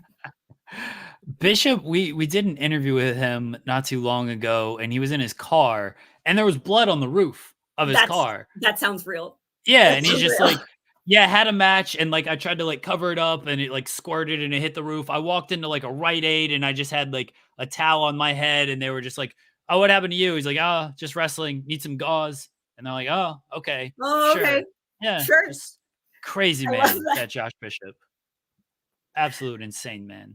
Love him though. Funny. He's a great dude. Yes, I love absolute him. Insane person. Don't let him hit you with the smelling salts. If anybody, no, I've seen it. I'm sure I have been offered it multiple times. He's gonna do it as a sneak attack, just like, oh, you got a match. He wants you to be hyped as shit before your match. Yes, he wants you to. You're gonna do running laps around the arena before you start. I can't. I just stand there. I go comatose for a few minutes and then I hit the curtain. I truly do. Oh man, yeah, like with the smell salt, or just in general when you hit the curtain? No, just in general. Every time I just have to stand there and think about my life. Is it like a nervous thing, or is it just absolutely? Okay, that's fair. Listen, I get it, but I was working with bands for years before COVID, and that was like, a few minutes before you go out there, you're just like, oh shit, what am I doing? I just have to shut down in silence for a few minutes and think about it. Yeah. Yeah, exactly. I have to think about it going through in my head before I act it out, I guess. No, I get it. I do. It's a good calm moment of reflection and fear. But I do understand how people could look at me and be like, what's going on here? Like, I can't understand how it would come across as you're unexcited. Or that's unsettling. The unsettling part a little better. Yeah. The unexcited part. Then they see you go out there and they're just like, okay, I get it now. Yeah, just give me a second. I just need a second, truly. So speaking of characters, there's a character you play, Honey Grease, at Old Wrestling. What was that like? What's that like doing a character that's like entirely different from the one people normally see you as? It's so fun. I love doing Old Wrestling. I think that it's also fun because all of us are doing something that we don't usually do for the most part. Maybe there will be like 1 or 2 people on the shows that are like them, but for the most part, it's a bunch of wrestlers playing these like old-timey characters that we're kind of coming up with on the fly, and it's really fun. It's getting to focus on using props and making it more of like an act rather than putting all of your weight in the wrestling. It's just such a fun crowd to be in front of, and I think the premise is awesome. I think there needs to be more like story related wrestling. We need to do this more often. I think it's so fun. We see the Barbie shirt. We see the Barbies in the background. I don't know if people would surmise that from your wrestling persona when you're out in the ring, but yeah, it's I'm a Barbie collector. I have for like, I don't know, like 3 years. And yes, I love her. Can't explain. I assume we've seen the movie, so do we have a review of the movie? I love the movie. Love the movie. I thought it was so good. Did Margot Robbie? I don't even think she got nominated for Best Actress. Very sad. Yeah. Very sad because she think about the between Harley Quinn, Barbie, I think maybe a couple others in there. These characters that formed a generation, an entire time frame where every girl wanted to have this aesthetic, and that was her. She did so many of these characters, and that's crazy to me. Do you have a favorite Barbie that's in this shot behind you right now? Good question. I love my astronaut Barbie. She is. That's cool. Because I just think the idea of her being in space like this is absolutely psychotic. And I think that's so amazing. She also comes with, this flag and a certificate that just says an official astronaut. And that's all you need to go to space.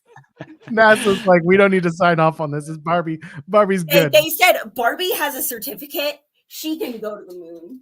Yeah. And there is an astronaut Barbie that came out later in time when they were more okay, girls want to think of these as realistically them, where for a while it was just kind of everything. But they've done a more realistic astronaut Barbie, but I love her much more because of the idea of just going to space looking like that. I believe in her.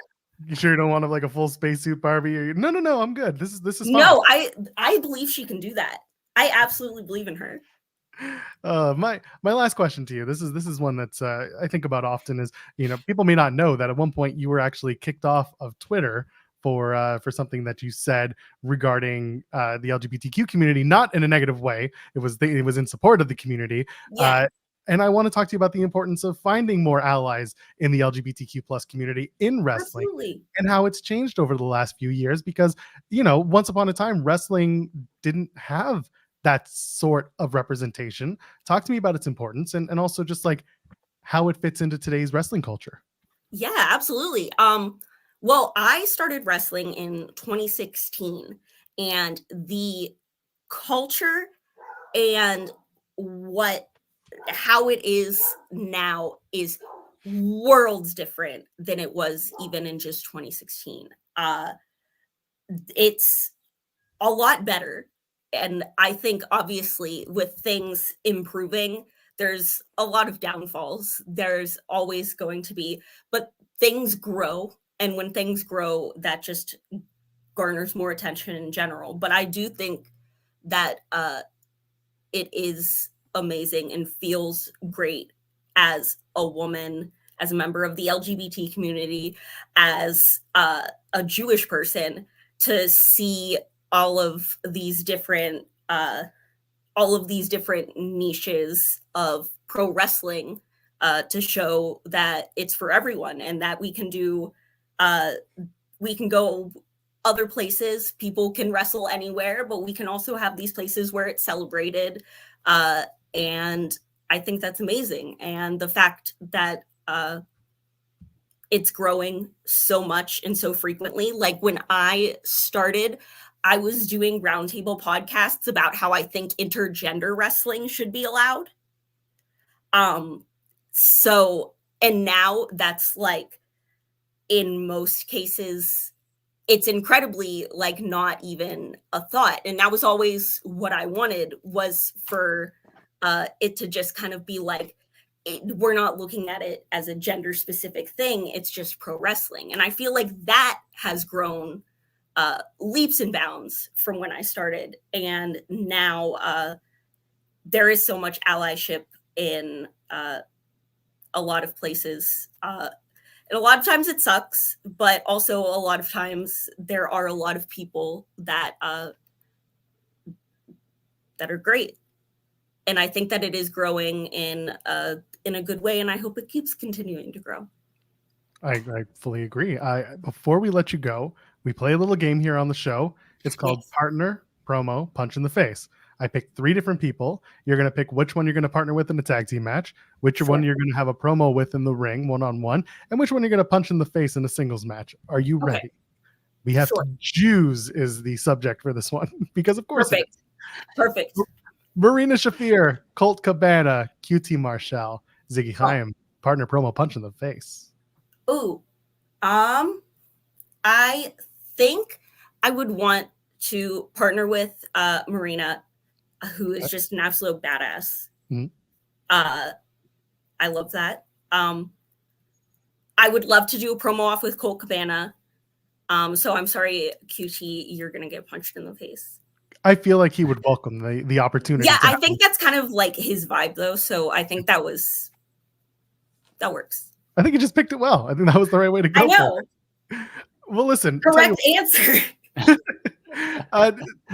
As we wrap up, please go ahead and plug everything you got going on, matches, selfies, whatever you want to talk about. Put it out there. Yeah. I did just post a new selfie. No, but I did. But I am everywhere on Instagram and Twitter, it's Twitter. I can't not. Just at Ziggy Haim, ZIGGYHAIM. And my next show, I will be at VXS in Queens on February 23rd. On March 9th, I will be at Enjoy. I do have some fun stuff coming up to keep track of. And my birthday is on February 9th in 2 days. So you guys can come say happy birthday to me. That's right. Happy early birthday. Yes, happy early birthday.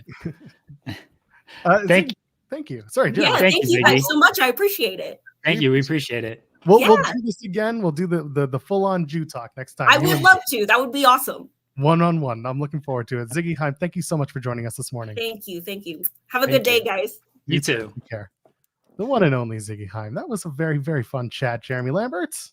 Look at you booking yourself for a follow-up interview as well. That was fantastic.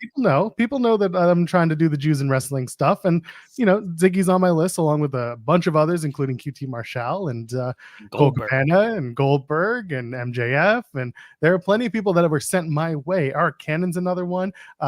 Listen, I've been lucky enough to be connected to a lot of different Jewish wrestlers that I want to have these conversations with. And it's just all about finding time and framing the conversation. So Ziggy was a very excellent first step to get there, and it's her birthday on Friday, so we had to bring her on. It is. We appreciate Ziggy coming on. That was a late Joel Pearl booking. Good job, Joel Pearl. Once in a while, it works. Yeah. I guess I'll plug what we potentially have on Friday, because I've heard back from them in the middle of this show. So. Is it a good thing?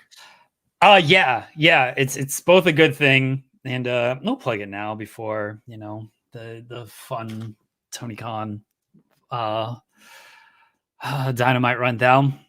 There's an image going around of what they might be calling the show. Oh, the statement. Yeah. I don't know if that's legit. I know. I keep looking around for it. It looks, if it's a Photoshop, it's very well done. Yeah. But if it's called the statement, I wouldn't hate that as a name for a show like this. Just a statement. I do like it. It's a very good Photoshop. I will say that. St. Patrick's statement. Tom's Customs did a great job. That's right. Sorry, go ahead. Do what you were gonna do. Potentially Friday. I don't like spoiling stuff. Or not spoiling stuff. I don't like putting stuff out there and then we get disappointed because it doesn't happen. It falls through for one reason or another. That's why I just don't like advertising this type of things. In talks with Masha Slamovich, Billy Starks, both on Friday. So we'll keep people updated, but in talks with both of them joining us on Friday to talk about everything going on in their world, which is a lot, but also talk about JCW J-Cup, which is this weekend. So, if you're an independent wrestling fan, the J-Cup is returning this year. A lot of great independent talent on that show. So hopefully you'll check out the show, and hopefully we will be speaking with Masha and Billy on Friday to talk about that and everything else they got going on. They're busy people. Yeah, absolutely. Hey, listen, people saying nice 2 women's interviews. AEW is doing 2 women's matches in the show now. So we're doing 2 women's interviews. No, it's not that. We had a list of people we wanted. Billy was on that list high up. So was Masha. I haven't spoken to Masha since she won the GCW World Championship, which was last year in March, I think. And she's lost it since then. And she has very much lost it since then. Blake Christian has been the champion ever since beating her. So yeah, that's a good conversation to have. Looking forward to hopefully doing that on Friday. Billy and Masha. Good stuff. Yeah, Jeremy, this is a strong way to end our week as things start to go. So yeah. I'm sure we'll talk plenty about the press conference and what happens on Thursday. Plenty to talk about from Dynamite tonight, I'm sure. It's doesn't stop. It doesn't stop. Much like the world of MLW. Sadly. Dynamite tonight is looking pretty okay, Pretty okay. Yeah, pretty okay. Wow, you're gonna get the fans mad at you about pretty okay. No, we've been saying it since the beginning today that we're looking forward to tonight's episode. There's stuff that matters on the show, and that's always important on an episode like this. Getting closer to Revolution. Let's talk about it, Tony. We ready to break out the big news? This is a good point, though. Oh, here we go.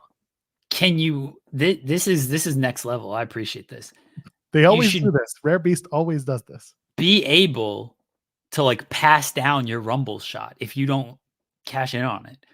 Like Braun should be, maybe Cody can pass it to Liberty. Like and then at WrestleMania 200, no, not 200, WrestleMania 80 when they go back to Philly, and he's like, the Liberty Bell is here, and I am the Bell of Liberty, and I can pass it. Yeah, Cody can pass it down to Liberty. Maybe he can pass it off to Dustin. Dustin would like to win a world title before he retires. Maybe you can pass it off to Dustin to use in AEW. Give it to Teal. I feel like the inaugural Turnbuckle Championship Wrestling 2025 champion. I feel like we've not really explored how much this winning the Rumble can be used. There's a lot of ways to go with this. Oh, I would like some thought and some care to put into the winning the Royal Rumble. That's all I'm saying. That's all I'm saying. Before we get to Tony, Speedpunk says, I just looked at events coming up in my city next month. Micro Championship Wrestling is coming to my city. If I go, I'll report back on how it was and send the results to Jeremy Lambert. I've heard it's fun. So yeah, there's been some people on the timeline who I've seen gone to shows and have had a fun time. So I've heard it's fun, honestly. So if you do go, have fun at it, and if you don't go, you might be missing out. I don't know. Like, seems like it might be a fun thing. Oh, there you go, Jeremy. It's time. We have a tremendous show. We should probably talk about it. Everyone, tonight, right after The Big Bang Theory, you know what you can watch at 8 p.m. Eastern, live on TBS from the Footprint Center in Phoenix, Arizona. Hell of a name for a venue. You can watch AEW Dynamite, and we got a tremendous show for everyone tonight. Arguably one of the biggest, one of the best, not even arguable. Go argue with a wall. Go argue with a cable box. Go argue with anybody. This is inarguable. This is one of the best AEW Dynamite lineups we've ever had in the history of AEW. And the only way to watch it is live tonight at 8 p.m. Eastern on TBS. We have for the AEW Women's World Championship. It's an eliminator match. It is the AEW Women's World Champion, Timeless Toni Storm, taking on Red Velvet. Stir it up, stir it up. Timeless Toni Storm taking on Red Velvet. If Red Velvet wins, she will earn a shot at the AEW Women's World Championship, which is currently held by Toni Storm. Deonna Purrazzo, who will be challenging Timeless Toni Storm for the AEW Women's World Championship at AEW Revolution.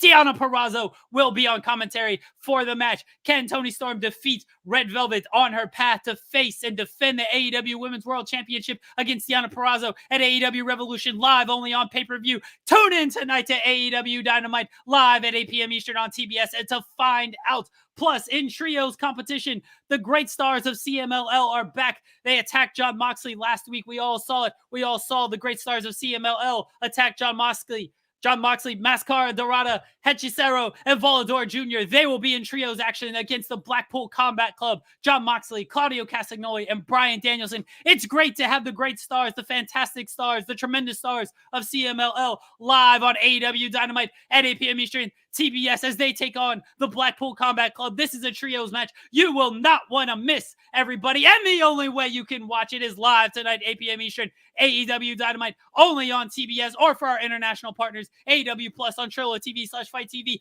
Plus, in singles competition, it is a rematch from DDT Pro Wrestling. It is Chris Jericho against Konosuke Takeshita. This was a tremendous match in DDT Pro Wrestling earlier this year, late last year. Whenever it happened, the timeline gets very confusing because it all just happens in the great world of AEW. It all runs together when you have so much tremendous action, when you have so many great matches. They all just feel like it's one big ball of awesome greatness in AEW, all elite AEW. Chris Jericho takes on Konosuke Takeshita from the Don Callis family. Chris Jericho coming off a fantastic victory over ROH television champion Kyle Fletcher. Can he continue his run against the Don Callis family? Tune in tonight at 8 p.m. Eastern to AEW Dynamite when Chris Jericho takes on Konosuke Takeshita of the Don Callis family. All of that, plus we have two gigantic matches. These are quite possibly the biggest matches we've ever put on AEW Dynamite live on TBS for free television. Two big-time matches in the AEW heavyweight division. It's going to be Hangman Adam Page, Swerve Strickland, Part 3. The winner will take on Samoa Joe. They will get a shot at the AEW World Championship at AEW Revolution, which is live only on pay-per-view. The winner will take on Samoa Joe at AEW Revolution. It's Swerve Strickland. Can he make it 3-0 against Hangman Adam Page? Or will Hangman Adam Page finally beat the man that he has never defeated in AEW? Can Hangman Adam Page defeat Swerve Strickland? Prince Nana will not be interfering. The Mogul Embassy will not be interfering. It is one-on-one, straight-up wrestling. Put your money where your mouth is. Wrestling. And the only way to watch it, the only way to see who is going to win this great match, the only way to know who is going to face Samoa Joe at AEW Revolution, which is live only on pay-per-view for the AEW World Championship, is to tune in live tonight at 8 p.m. Eastern to AEW Dynamite to see Swerve Strickland take on Hangman Adam Page. All of that, and we have a big-time AEW World Tag Team Championship match.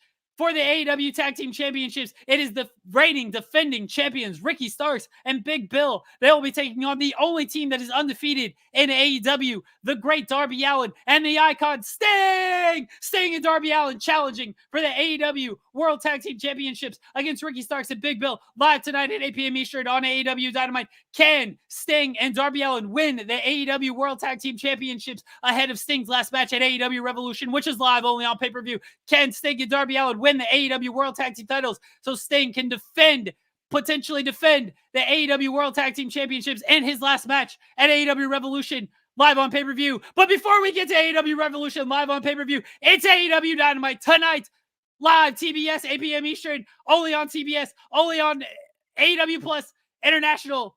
For our international audience, Fight TV, Triller TV, Ricky Starks, Big Bill, AEW Tag Team Championships, defending against Sting and Darby Allin. All of those great, fantastic matchups. Again, this is the best lineup we've ever had on AEW Dynamite. You will not want to miss all of these great matches. And if you don't like matches, what's wrong with you? Why are you an AEW fan? All we do is put on great matches. All we do is put on classic matches. Check the cage match ratings, all above the 8s, all above board on Cage Match. We appreciate the great fans on Cage Match. But if you do not want the great matches, which you do, you definitely want the great matches where wins and losses matter in AEW. If you don't want the great matches, we have a big announcement. Me, Tony Khan, I have a big announcement live tonight. AEW Dynamite on TBS, 8 p.m. Eastern. I have a big announcement, everybody. You don't want to miss it. It is going to be a great matchup. It is going to be a great card, a tremendous lineup. You don't want to miss this big announcement. I promise that 2023 was going to be a great year for AEW fans, that we were going back to 2021. I delivered in 2023 at the end of 2023 with the AEW Continental Classic. Put your money where your mouth is. You tuned in droves to watch the AEW Continental Classic. I promise a great 2023. But you know what's bigger than 2023? It's one bigger than 2023. It is 2024. And 2024 is going to be a great year at AEW. We're signing all the best talent. We're putting on all the great matches. And it all starts, well, it started at the beginning of the year. It all continues tonight, live, 8 p.m. Eastern, AEW Dynamite, TBS. Thank you to all the great AEW fans tuning in across the world. Make sure to tune in to AEW Dynamite live tonight, 8 p.m. Eastern. And make sure to check out AEW Revolution live on pay-per-view. Thank you to all the great AEW fans. Justified, this is awesome chant. Thank you, Tony. I like the part where you said that the match between Hangman and Swerve will have no interference, and you didn't say allegedly. Don't do the bit. Just I'm out of time. Don't do the bit. Not gonna have any interference. No, okay. Well, that's just one. People, people saying, can you repeat that? No, you can rewind. And then after you rewind, go over to youtube.com/Fightful. Check out my interview that just dropped with Speedball Mike Bailey. It's a long form interview. We talked for about 35 minutes on a lot of different things: TNA, non-TNA, wrestling philosophy, Starbucks drink orders, and the names we use. Yeah, we got weird, buddy. We got real weird. From the Luxor Hotel in Las Vegas. That's where we shot it. And you can tell. Jeremy Lambert, anything else to plug before we get out of here? Oh. Okay, then. We'll be back on Friday. I wanted to give the pause. We'll be back on Friday at 10 a.m. Eastern, going back in the weeds as we always do. Who the hell told you tonight was open mic night, bitch? The plan as of right now is to have Masha Slamovich and Billy Starks join us. We will keep you all looped as to when that gets confirmed, and we're hoping that they'll join us Friday morning for the show. And of course, we'll talk about WrestleMania kickoff press conference and a whole lot more. Looking forward to Dynamite tonight. Hoping you enjoy it. For Jeremy Lambert, I am Actual Pearl, JOELPERL. Ladies, gentlemen, friends beyond the binary. We'll see you on Friday. Cheers.